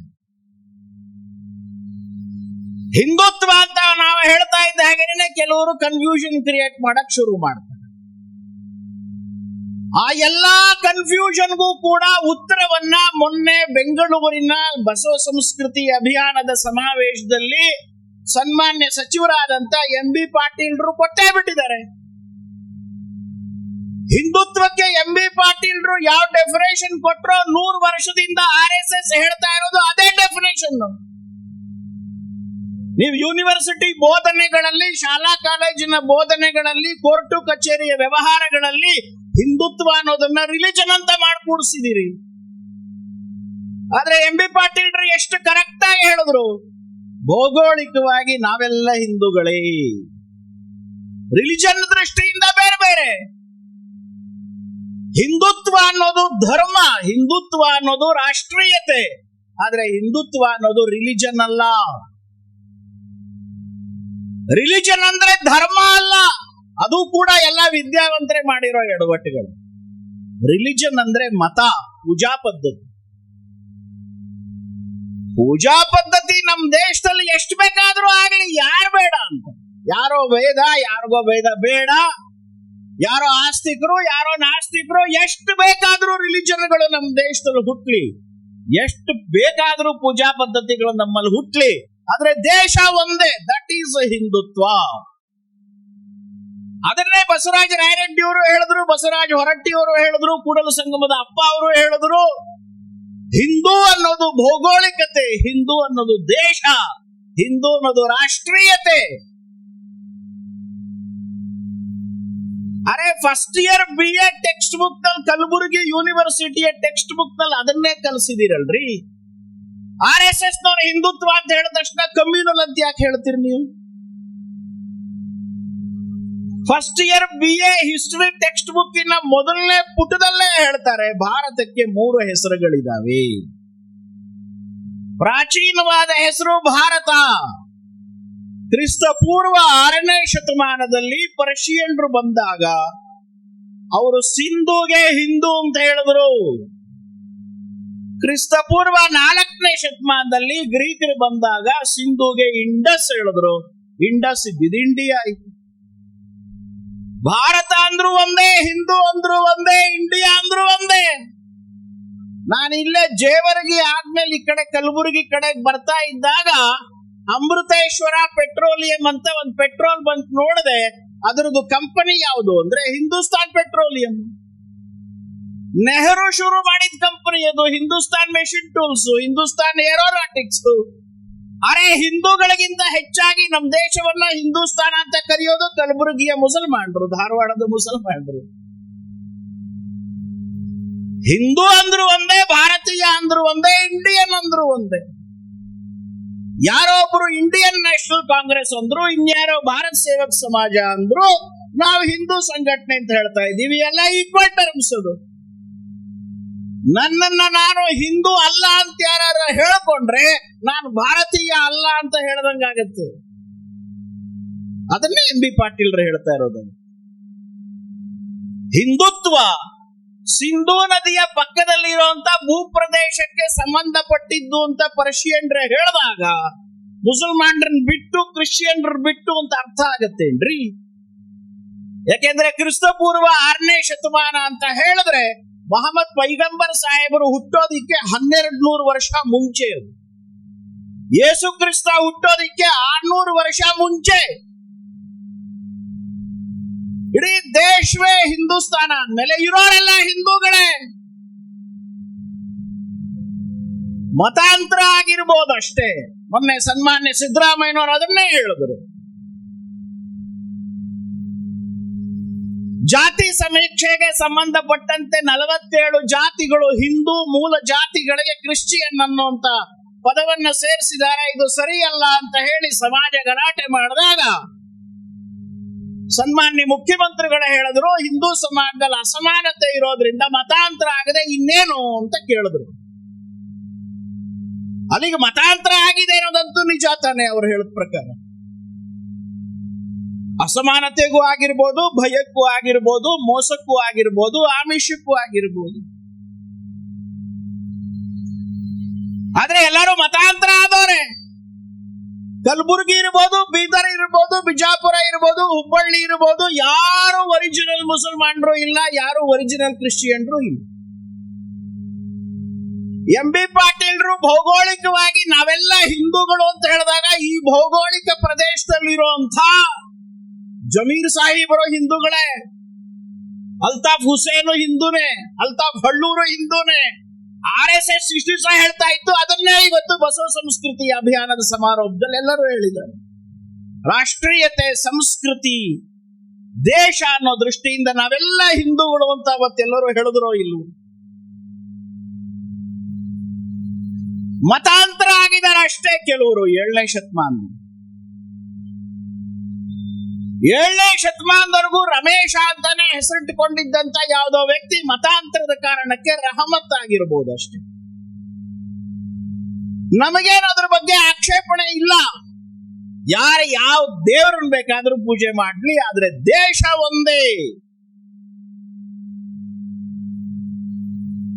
ತಿರುಪತಿ ತಿಮ್ಮಪ್ಪನನ್ನ ಪೂಜೆ ಮಾಡೋ ಅಂತ ಅಪ್ಪ, ಅವ್ರ ಮನೆ ದೇವರು ತಿರುಪತಿ ತಿಮ್ಮಪ್ಪ. ತಿಮ್ಮಪ್ಪನನ್ನ ಪೂಜೆ ಮಾಡೋ ಅಂತ ಅಪ್ಪನಿಗೆ ಒಬ್ಬ ಗಂಡು ಮಗ ಹುಟ್ಟಿದಾನೆ. ಆತ ಸಂಕ್ರಾಂತಿ ಹಬ್ಬದ ಸಮಯದಲ್ಲಿ ಅಯ್ಯಪ್ಪನ ಮಾಲೆ ಹಾಕಿದ್ರೆ ನಾವು ಬೇಡ ಅಂತೀವೇನ್ರಿ? ಫಳಾರಕ್ಕೆ ವ್ಯವಸ್ಥೆ ಮಾಡ್ಕೊಡ್ತಾಳ ಅಮ್ಮ. ಆದ್ರೆ ಆ ಮಗನಿಗೆ ತಲೆ ಕೆಡ್ತು, ನಾನು ಅಯ್ಯಪ್ಪನ್ ಪೂಜೆ ಮಾಡ್ತೀನಿ, ನಮ್ಮ ಅಪ್ಪ ತಿಮ್ಮಪ್ಪನ್ ಪೂಜೆ ಮಾಡ್ತಾನೆ, ಹಾಗಾಗಿ ಅಯ್ಯಪ್ಪನ್ ಪೂಜೆ ಮಾಡೋ ನನಗೆ ತಿಮ್ಮಪ್ಪನ್ ಪೂಜೆ ಮಾಡೋ ನಮ್ಮ ಅಪ್ಪ ಅಪ್ಪನೇ ಅಲ್ಲ ಅಂದ್ರೆ ನಗು ಬರುತ್ತೋ ಇಲ್ಲೋ? ನಾವು ಮುಸಲ್ಮಾನರಿಗೆ ಕ್ರಿಶ್ಚಿಯನ್ರಿಗೆ ಅದನ್ನೇ ಹೇಳ್ತಾ ಇರೋದು. ಮೊನ್ನೆ ಅಲ್ಲಿ ಹೇಳಿರೋದು ಅದೇನೆ ಬೆಂಗಳೂರಿನಲ್ಲಿ. ನೀವು ಪೂಜಾ ಪದ್ಧತಿ ಬದಲಾವಣೆ ಮಾಡಿದಿರಿ, ಅಪ್ಪ ಅಮ್ಮನಲ್ಲ. ಇಂಡೋನೇಷಿಯಾದ ಅಧ್ಯಕ್ಷ ಸುಕರ್ಣೋ ಜಿಯಾವುಲ್ ಹಕ್ಗೆ ಹೇಳಿದ್ದ ಅದನ್ನೇ. ಇಡೀ ಜಗತ್ತಿನಲ್ಲೇ ದೊಡ್ಡ ಮುಸ್ಲಿಂ ದೇಶ ನಂಬರ್ 1 ಅಂದ್ರೆ ಇಂಡೋನೇಷಿಯಾ. ಆದ್ರೆ ಅವರ ರಾಷ್ಟ್ರೀಯ ಕಾವ್ಯ ರಾಮಾಯಣ. ಅವರ ನೋಟದ ಮೇಲೆ ಗಣೇಶನ್ ಚಿತ್ರ ಇದೆ. ಅವರ ಪಾರ್ಲಿಮೆಂಟ್ ಹೌಸ್ ಮುಂದೆ ಇರುವಂತಹ ಮೂರ್ತಿ ಗೀತೋಪದೇಶ.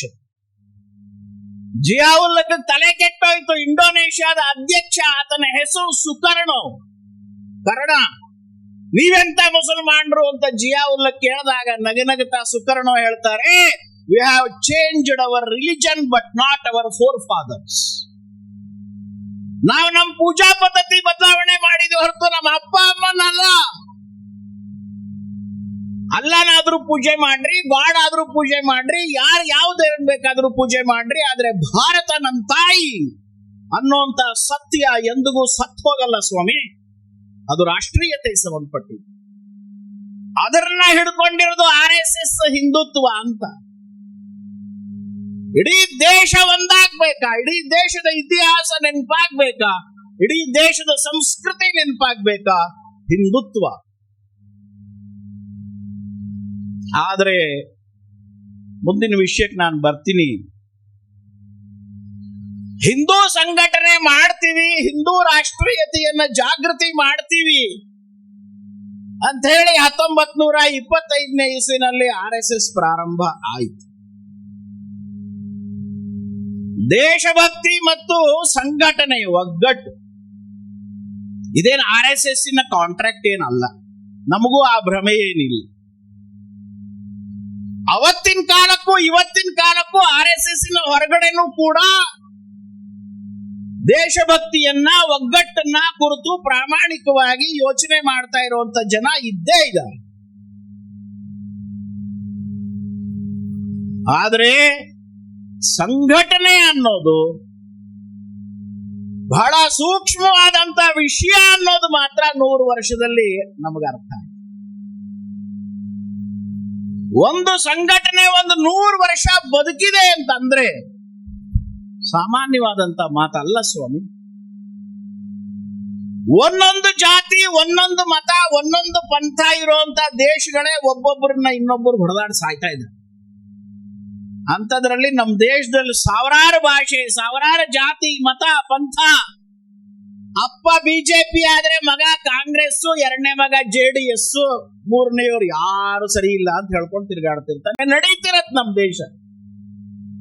ಕುಲದೇವರು ಇರುತ್ತೆ, ಮನೆ ದೇವರು ಇರುತ್ತೆ, ಗ್ರಾಮ ದೇವರು ಇರುತ್ತೆ, 4ನೇದೊಂದು ಇಷ್ಟ ದೇವರು ಒಂದು ಬೇರೆ ಇರುತ್ತೆ. ಆನಂದವಾಗಿ ಜೀವನ ಮಾಡ್ತಾರೆ.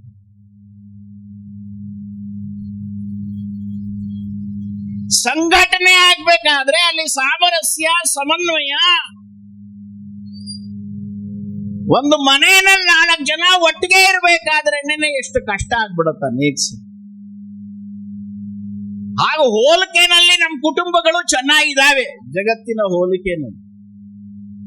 ಆದ್ರೆ ನಮ್ಮ ದೇಶದಲ್ಲೂ ನಿಧಾನಕ್ಕೆ ಕಾಯಿಲೆ ಬರ್ತಾ ಇದೆ ಅಂತ ನಮಗೆಲ್ಲರಿಗೂ ಅನುಭವಕ್ಕೆ ಬರ್ತಾ ಇದೆ. ಕೆಲವು ಸಲ ಕೆಲವರು ತಮಾಷೆ ಮಾಡ್ತಾರೆ, ಅವ್ರದ್ದು ಬಹಳ ದೊಡ್ಡ ಜಾಯಿಂಟ್ ಫ್ಯಾಮಿಲಿ. ಯಾಕೆ ಅಂದ್ರೆ 15 ವರ್ಷದಿಂದ ಗಂಡ ಹೆಂಡತಿ ಇಬ್ರು ಒಟ್ಟಿಗೆ ಇದ್ದಾರೆ. ಒಟ್ಟಿಗೆ ಇರೋದಷ್ಟು ಸುಲಭ ಇಲ್ಲ. 4 ಜನ ಮಕ್ಕಳೇ ಒಬ್ಬರನ್ನೊಬ್ಬರನ್ನ ಹೊಂದಾಣಿಕೆ ಮಾಡ್ಕೊಂಡು ಬದುಕೋದು ಕಷ್ಟ ಇದ್ದಾಗ, ಇಡೀ ದೇಶದಲ್ಲಿ ನಾನಾ ರೀತಿಯ ಗುಂಪುಗಳಿಗೆ ಸೇರಿದಂತ ಜನಗಳನ್ನ ಸಂಘ ಒಟ್ಟು ಮಾಡಿ 100 ವರ್ಷ ಬದುಕಿದೆ ಅಂದ್ರೆ ಸಂಘಟನೆಯ ಮರ್ಮ, ಸಂಘಟನೆಯ ಸೂಕ್ಷ್ಮ. ಯಾಕೆಂದ್ರೆ ಮನುಷ್ಯನ ಅಹಂಕಾರ ಸಂಘಟನೆಯನ್ನ ಒಡೆಯುತ್ತೆ.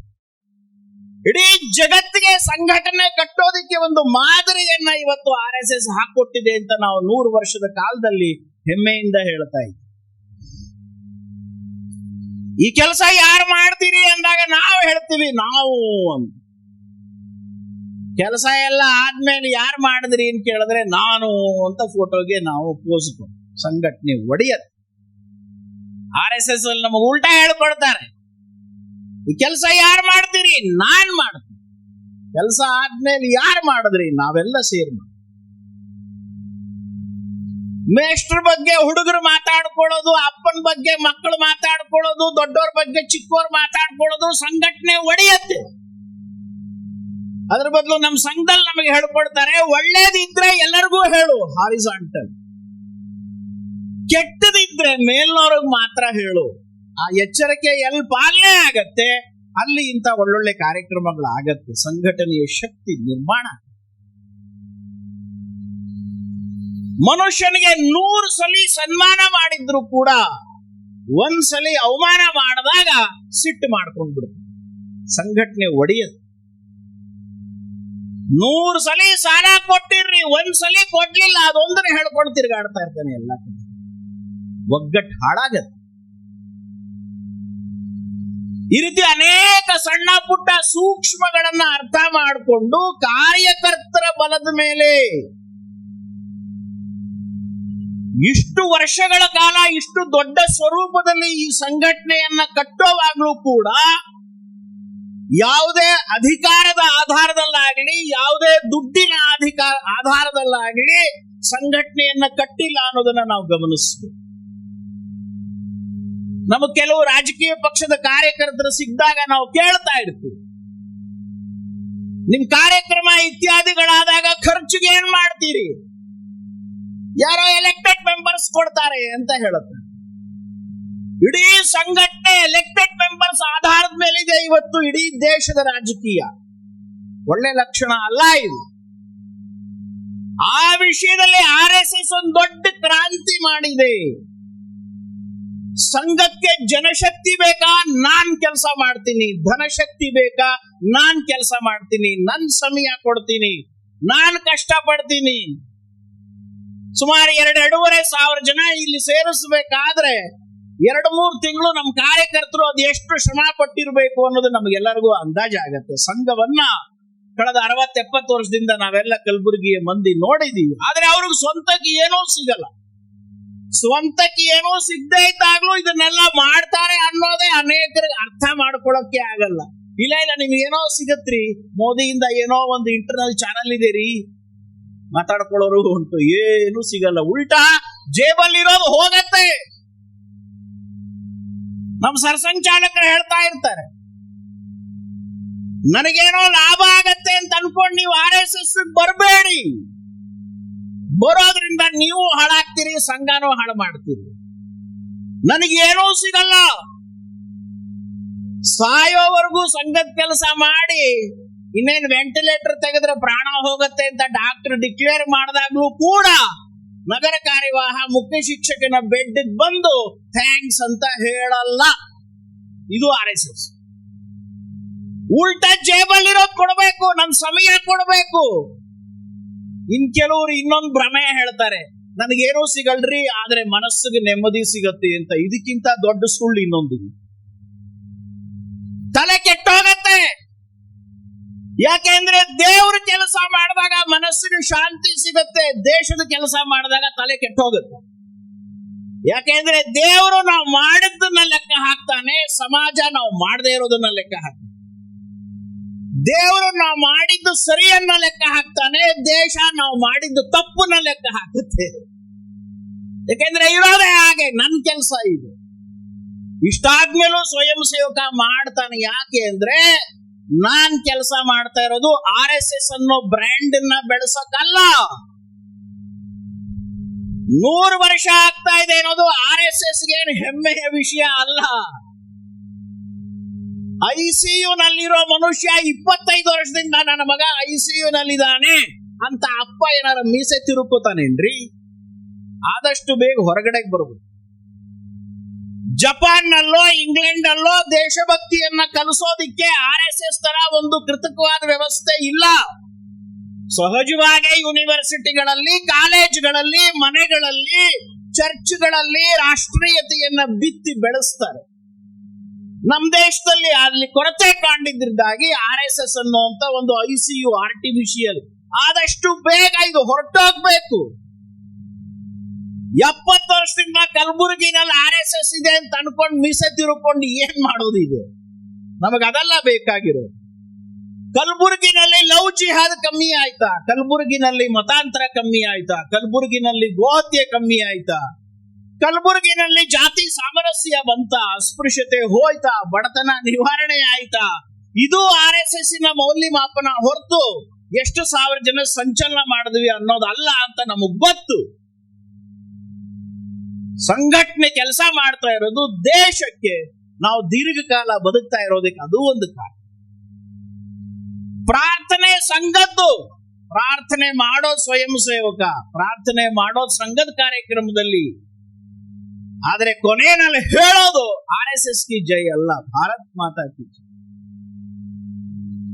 ಕಾಂಗ್ರೆಸ್ ಪಕ್ಷಕ್ಕೆ ಜೈವಾಗಲಿ ಅಂದ್ರೆ DK ಶಿವಕುಮಾರ್ ಅವ್ರಿಗೆ ಸಂತೋಷ ಆಗತ್ತೋ ಇಲ್ವೋ? ಬಿಜೆಪಿಗೆ ಜೈವಾಗಲಿ ಅಂದ್ರೆ ವಿಜಯೇಂದ್ರ ಅವ್ರಿಗೆ ಆನಂದ ಆಗತ್ತೋ ಇಲ್ವೋ? ಕರ್ನಾಟಕ ರಕ್ಷಣಾ ವೇದಿಕೆಗೆ ಜೈವಾಗಲಿ ಅಂದ್ರೆ ನಾರಾಯಣ ಗೌಡರು ಖುಷಿ ಆಗತ್ತೋ ಇಲ್ವೋ? RSS ಗೆ ಜೈವಾಗಲಿ ಅಂತ ಹುಬ್ಬಳ್ಳಿನಲ್ಲಿ ಹೇಳಿ ನಮ್ಮ ಸ್ವಯಂ ಸೇವಕರೆಲ್ಲ ಸರಸಂಚಾಲಕರ ಕೈನಲ್ಲಿ ಬಯಸ್ಕೊಂಡು ಬ್ರ್ಯಾಂಡ್ ಬೆಳೆಸಕ್ ನಾವು ಮಾಡ್ತಾ ಇಲ್ಲ. ನಮ್ಮ ಹಿಂದಿನ ಸರಸಂಘ ಚಾಲಕರು ಅದ್ಭುತವಾದಂತ ಒಂದು ಮಾತು ಹೇಳ್ತಾರೆ. ಇನ್ನೊಂದು 100 ವರ್ಷ ಆದಮೇಲೆ ಇತಿಹಾಸ ಬರೆಯೋರು ದುರ್ಬಲವಾಗಿದ್ದಂತ ಹಿಂದೂ ಸಮಾಜವನ್ನ ಮೇಲೆತ್ತೋದಿಕ್ಕೆ RSS ಅನ್ನುವಂತ ಸಂಘಟನೆ ಕೆಲಸ ಮಾಡ್ತು ಅಂತ ಬರೆಯುವಂತ ದುರ್ದಿನಗಳು ಬರದೇ ಇರ್ಲಿ ಅಂತ ಹೇಳ್ತಾರೆ. ಯಾಕೆಂದ್ರೆ ಒಂದು ಸಂಘಟನೆ ಆಧಾರದ ಮೇಲೆ ನಾವು ಸರಿ ಹೋಗ್ತೀವಿ ಅಂತಂದ್ರೆ ಅದ್ರ ಮೇಲೆ ಅವಲಂಬಿತರಾಗ್ತೀವಿ ನಾವು. ಇಡೀ ಸಮಾಜವೇ ಯೋಚನೆ ಮಾಡಬೇಕು. ಅದಕ್ಕೋಸ್ಕರ ಪರಂ ಪೂಜ್ಯ ಗುರೂಜಿ ಅವರು ಹೇಳ್ತಾ ಇದ್ರು, RSS is not an organization in the country, but it is organizing the country. ಇಡೀ ಸಮಾಜವೇ ಸಂಘ ಆಗ್ಬೇಕು. ರಾಷ್ಟ್ರೀಯತೆ, ಸಂಘಟನೆ ಒಬ್ಬೊಬ್ಬ ಹಿಂದುವಿನ ಮನಸ್ಸಿನಲ್ಲೂ ಬರಬೇಕು. ಅದು ಸಂಘದ ಯಶಸ್ಸು. ಶತಾಬ್ದಿ ಕಾರ್ಯ. ಅದಕ್ಕೋಸ್ಕರ ನಾವು ಸಂಘದ ವೈಭವೀಕರಣ ಅಂತ ಅನ್ಕೊಂಡೇ ಇಲ್ಲ. ಹಿಂದೂ ಸಮಾಜದ ಸಮಸ್ಯೆಗಳ ಕುರಿತು ಜಾಗೃತಿಯೇ ನಮ್ಮ ಈ ಶತಾಬ್ದಿ ಕಾರ್ಯಕ್ರಮದ ಮಾಧ್ಯಮ. ಸೊ ಇನ್ನು ಮೊದಲನೇದಾಗಿ ನಾನು ವಿಜಯದಶಮಿಯ ಹಿನ್ನೆಲೆಯಲ್ಲಿ ಶಕ್ತಿಯ ಬಗ್ಗೆ ಹೇಳಿದೆ. ಎರಡನೇದಾಗಿ ಶಕ್ತಿಯ ಸಂಚಯಕ್ಕೆ ಸಂಘಟನೆ ಹಿಂದುತ್ವ. ಮೂರನೇದಾಗಿ ಆ ಸಂಘಟನೆಯ ಸೂಕ್ಷ್ಮಗಳ ಬಗ್ಗೆ ಒಂದೆರಡು ಮಾತು ಹೇಳಿದೆ. ಇನ್ನು ನನ್ನ ಭಾಷಣದ ಮುಕ್ತಾಯಕ್ಕೆ ನಾನು ಬರ್ತೀನಿ. ಕೊನೆಯದಾಗಿ ಹಿಂದೂ ಸಮಾಜದ ಕಡೆಯಿಂದ RSS ಬ್ಯಾಂಕ್ ಅಕೌಂಟ್ ಅಲ್ಲಿ ನಾವು ನಿರೀಕ್ಷೆ ಮಾಡ್ತಾ ಇರೋದು ನಿಮ್ ದುಡ್ಡಲ್ಲ, ನಿಮ್ಮ ಆಶೀರ್ವಾದ ಅಲ್ಲ. ನಮಗ್ ಬೇಕಾಗಿರೋದು ನಿಮ್ಮ ಸಮಯ. ಸಜ್ಜನರು ನಿಷ್ಕ್ರಿಯರಾಗಿದ್ದಾರೆ, ಒಂಟಿ ಇದ್ದಾರೆ ಅಂತ ಹೇಳಿದ್ರಲ್ಲ, ಅದಕ್ಕೆ ಪರಿಹಾರ RSS. ಸಕ್ರಿಯರಾಗೋಣ. RSS ಕಾರ್ಯ ಸ್ವರೂಪ ವಿಶಾಲವಾಗಿದೆ. ಫೇಸ್ಬುಕ್ ನಲ್ಲಿ ಹಿಂದುತ್ವಕ್ಕೆ ನಾವು ಜಯವನ್ನ ತಂದ್ಕೊಟ್ರು ಇವತ್ತು RSS ಹಿಂದೆ ಕೆಲಸ, ನಾವು ಸರ್ಟಿಫಿಕೇಟ್ ಕೊಡ್ತೀವಿ. ಹಾಗಾಗಿ ಹಿಂದುತ್ವದ ಕಾರ್ಯಕ್ಕಾಗಿ ನಾವು ಸಮಯ ಕೊಡಬೇಕು ಅಂತ ವಿನಂತಿ ಮಾಡ್ಕೊಳ್ಳಕ್ಕೆ ತಮ್ಮನ್ನೆಲ್ಲ ಸೇರಿಸಿದೀವಿ ಹೊರತು ನಾವೇನೋ ದೊಡ್ಡದಾಗಿ ಬೆಳೆದ್ ಬಿಟ್ಟಿದೀವಿ, ನೋಡಕ್ ಬಂದು ನಮಗೆಲ್ಲರಿಗೂ ಬೆಂತಟ್ರಿ ಅಂತ ನಾವು ಯಾರನ್ನೂ ಕರೆದಿಲ್ಲ. ಇದು ಶಕ್ತಿಯ ಪ್ರದರ್ಶನ ಅಲ್ಲ, ಇದು ಶಕ್ತಿಯ ದರ್ಶನ. ಇದು 17 ಜನ ಒಂದು ಮನೆಯಲ್ಲಿ ಶುರು ಮಾಡಿದಂತ ಸಂಘಟನೆ ಇವತ್ತು 4-5 ಸಾವಿರ ಜನಗಳ ಸ್ವರೂಪದಲ್ಲಿ ಕಲಬುರಗಿನಲ್ಲೂ ಕೂಡ ಇದೆ. ಇದೇ ಸಮಯದಲ್ಲಿ, ಇದೇ ಒಂದು ವಾರದಲ್ಲಿ ಇಡೀ ದೇಶದಲ್ಲಿ ಈ ರೀತಿಯ ಕಾರ್ಯಕ್ರಮಗಳಾಗಿದ್ದಾವೆ. ಕರ್ನಾಟಕದಲ್ಲಂತೂ ಎಲ್ಲಾ ಕಡೆ ಸಂಚಲನಗಳಾಗಿದ್ದಾವೆ. ಹಾಗಾಗಿ ಈ ಸಂಘಟನೆಗೆ ಹಿಂದೂ ಸಮಾಜದಿಂದ ನಾವು ಪ್ರತ್ಯಕ್ಷ ನಿಮ್ಮ ಪಾತ್ರವನ್ನ ಅಪೇಕ್ಷೆ ಪಡ್ತಾ ಇದ್ದೀವಿ. ಹಾಗಾಗಿ ಅನೇಕರು ಪ್ರಾಮಾಣಿಕರು ನಮಗೆ ಪ್ರಶ್ನೆ ಕೇಳ್ತಾರೆ, ನಾನೇನ್ ಮಾಡ್ಬೇಕು ಹೇಳ್ರಿ. ಅದಕ್ಕೆ RSS ಏನು ಯೋಚನೆ ಮಾಡಿದೆ ಅನ್ನೋದನ್ನ ಹೇಳಿ ನನ್ನ ಭಾಷಣ ನಾನು ಮುಗಿಸ್ತೀನಿ. ಪಂಚ ಪರಿವರ್ತನ. ಪ್ರತಿಯೊಬ್ಬ ಹಿಂದೂವು ಕೂಡ ಇದು ನಂದು ಅಂತ ಅನ್ಕೊಂಡ್ ಮಾಡ್ಬೇಕು. ವೈಯಕ್ತಿಕ ಜವಾಬ್ದಾರಿ. ಅದ್ರಲ್ಲಿ ಮೊದಲನೇದು ಸಾಮಾಜಿಕ ಸಾಮರಸ್ಯ. ಹಿಂದೂ ಸಮಾಜದಲ್ಲಿ ಬೇರೆ ಎಲ್ಲ ಒಳ್ಳೆ ಗುಣಗಳಿದ್ರೂ ಕೂಡ ಜಾತಿ ಭೇದ ಮತ್ತು ವರ್ಗ ಭೇದ ಅನ್ನೋದು ನಮ್ಮನ್ನ ಕಾಡ್ತಾ ಇದೆ. ನೊಣಕ್ಕೆ ಬೈದ್ರೆ ಉಪಯೋಗ ಇಲ್ಲ, ಕಸ ಸ್ವಚ್ಛ ಆದ್ರೆ ನೊಣ ಮಾಯ ಅದು. ನಕ್ಸಲಿಸಂ ಅನ್ನೋದು ನೊಣ ಇದ್ದ ಹಾಗೆ. ಜಾತಿ ಭೇದ ಮತ್ತು ವರ್ಗ ಭೇದ ಅನ್ನೋ ಕಸ ಎಲ್ಲಿವರೆಗೂ ಇರುತ್ತೋ ಅದನ್ನ ದುರುಪಯೋಗ ಮಾಡ್ಕೊಳ್ಳೋದಿಕ್ಕೆ ನಕ್ಸಲೈಟ್ರು ಯಾವ್ದಾರ ಒಂದು ರೂಪದಲ್ಲಿ ಬಂದೇ ಇರ್ತಾರೆ. ಹಾಗಾಗಿ ಜಾತಿ ನಕ್ಸಲಿಸಂನ ದೂರ ಮಾಡುವಂತ ಕೆಲಸ ಅಮಿತ್ ಶಾ ಮಾಡ್ತಾ ಇದ್ದಾರೆ. ಅವರು ಬಂದಲ್ಲಿ ಹೊಕ್ಕೋದಿಕ್ಕೆ, ದುರುಪಯೋಗ ಮಾಡ್ಕೊಳ್ಳೋದಿಕ್ಕೆ ಕಾರಣವಾದಂತ ಜಾತಿ ಭೇದ ವರ್ಗ ಭೇದವನ್ನ ನಿವಾರಣೆ ಮಾಡುವಂತ ಜವಾಬ್ದಾರಿ ನಮ್ದು ತಾನೆ. ಕಲಬುರಗಿ ನಗರದಲ್ಲಿ ರಸ್ತೆ ಅಗಲೀಕರಣ ಆಗೋದು ತಪ್ಪಲ್ಲ, ಡೆವಲಪ್ಮೆಂಟ್ ಆಗಲೇಬೇಕು. ಆದ್ರೆ ಅಗಲಾದಂತ ರಸ್ತೆನಲ್ಲಿ 80 ಕಿಲೋಮೀಟರ್ ಸ್ಪೀಡ್ ನಲ್ಲಿ ಕಾರ್ ಓಡಿಸ್ತಾ ಇರೋಂತ ಒಬ್ಬ ಮನುಷ್ಯ ರಸ್ತೆ ಅಗಲ ಆಗೋದಕ್ಕಿಂತ ಮುಂಚೆ ಈ ರೋಡ್ ಸೈಡ್ ನಲ್ಲಿ ಇದ್ದಂತ ಇಡ್ಲಿ ಗಾಡಿಗಳ ಕಥೆ ಏನಾಯ್ತು ಅನ್ನೋದನ್ನ ತಲೆ ಕೆಡಿಸ್ಕೋಬೇಕೋ ಬೇಡವೋ? ಅದನ್ನ ಮಾಡ್ಲಿಲ್ಲ ಅಂದ್ರೆ ಒಬ್ಬ ನಕ್ಸಲೈಟ್ ಬಂದು ಕೂತ್ಕೊಳ್ತಾನಲ್ಲಿ. ಇವತ್ತು ಒಂದೇ ಯೂನಿವರ್ಸಿಟಿ ಕ್ಯಾಂಪಸ್ ನಲ್ಲಿ 3.5 ಲಕ್ಷ ಸಂಬಳ ತಗೊಳ್ಳುವಂತ ಪ್ರೊಫೆಸರ್ಗಳು ಇದ್ದಾರೆ, 35,000 ರೂಪಾಯಿ ಸಂಬಳ ತಗೊಳ್ಳುವಂತ ಟೀಚಿಂಗ್ ಅಸಿಸ್ಟೆಂಟ್ಸ್ ಇದೆ. 3,500 ಸಂಬಳ ತಗೊಳ್ಳೋರು 35,000 ರೂಪಾಯಿ ಸಂಬಳ ತಗೊಳ್ಳೋರ್ ಕಡೆಗೆ ಯೋಚನೆ ಮಾಡ್ಬೇಕೋ ಬೇಡವೋ? ಇಲ್ಲ ಅಂದ್ರೆ ಅಲ್ಲೊಬ್ಬ ನಕ್ಸಲೈಟ್ ಬಂದು ಕೂತ್ಕೊಳ್ತಾನಲ್ಲ, ತಪ್ಪ್ಯಾರ್ದು? ಜಾತಿ ಭೇದ ವರ್ಗ ಭೇದ. ಒಬ್ಬ ಬ್ರಾಹ್ಮಣನ ಮನೆಯಲ್ಲಿ ಬಸವಣ್ಣವ್ರ ಫೋಟೋ ಇರಬೇಕು, ಒಬ್ಬ ಲಿಂಗಾಯತರ ಮನೆಯಲ್ಲಿ ವಾಲ್ಮೀಕಿ ಫೋಟೋ ಇರಬೇಕು, ಒಬ್ಬ ಬೇಡ್ರ ಮನೆಯಲ್ಲಿ ಕನಕದಾಸರ ಫೋಟೋ ಇರಬೇಕು. ಉಳಿದ ಎಲ್ಲ ಜಾತಿಗಳ ಮನೆಗಳಲ್ಲೂ ಕೂಡ ಎಲ್ಲ ಮಹಾಪುರುಷರ ಫೋಟೋ ಇರಬೇಕು. ಒಬ್ಬ ಅಂಬೇಡ್ಕರ್ ಇರ್ಬೋದು, ಒಬ್ಬ ರವಿದಾಸ ಇರ್ಬೋದು, ಒಬ್ಬ ಕನಕ ಇರ್ಬೋದು, ಒಬ್ಬ ಶಂಕರಾಚಾರ್ಯ ಇರ್ಬೋದು. ಒಂದು ಜಾತಿಯ ಮಹಾಪುರುಷರಲ್ಲ, ಇಡೀ ದೇಶದ ಮಹಾಪುರುಷ. ನಮ್ಮ ಹಣೆ ಬರ ಏನಾಗಿದೆ ಅಂದ್ರೆ ಕಲಬುರಗಿನಲ್ಲಿ ಅಕ್ಷಯ ತದಿಗೆಗೆ 4 ಜನ ವೀರಶೈವರು ಲಿಂಗಾಯತರು ಮೆರವಣಿಗೆ ಮಾಡ್ತಾರೆ. ಮಧ್ವ ಜಯಂತಿಗೆ 4 ಜನ ಮಾಧ್ವರು ಮೆರವಣಿಗೆ ಮಾಡ್ತಾರೆ. ಶಿವಾಜಿ ಜಯಂತಿಗೆ 8 ಜನ ಮರಾಠರ ಮೆರವಣಿಗೆ ಮಾಡ್ತಾರೆ. ರಾಣಾ ಪ್ರತಾಪನ್ ಜಯಂತಿ ಆದ್ರೂ ಕೂಡ 8 ಜನ ರಜಪೂತ್ರಿ ಇರ್ತಾರೆ.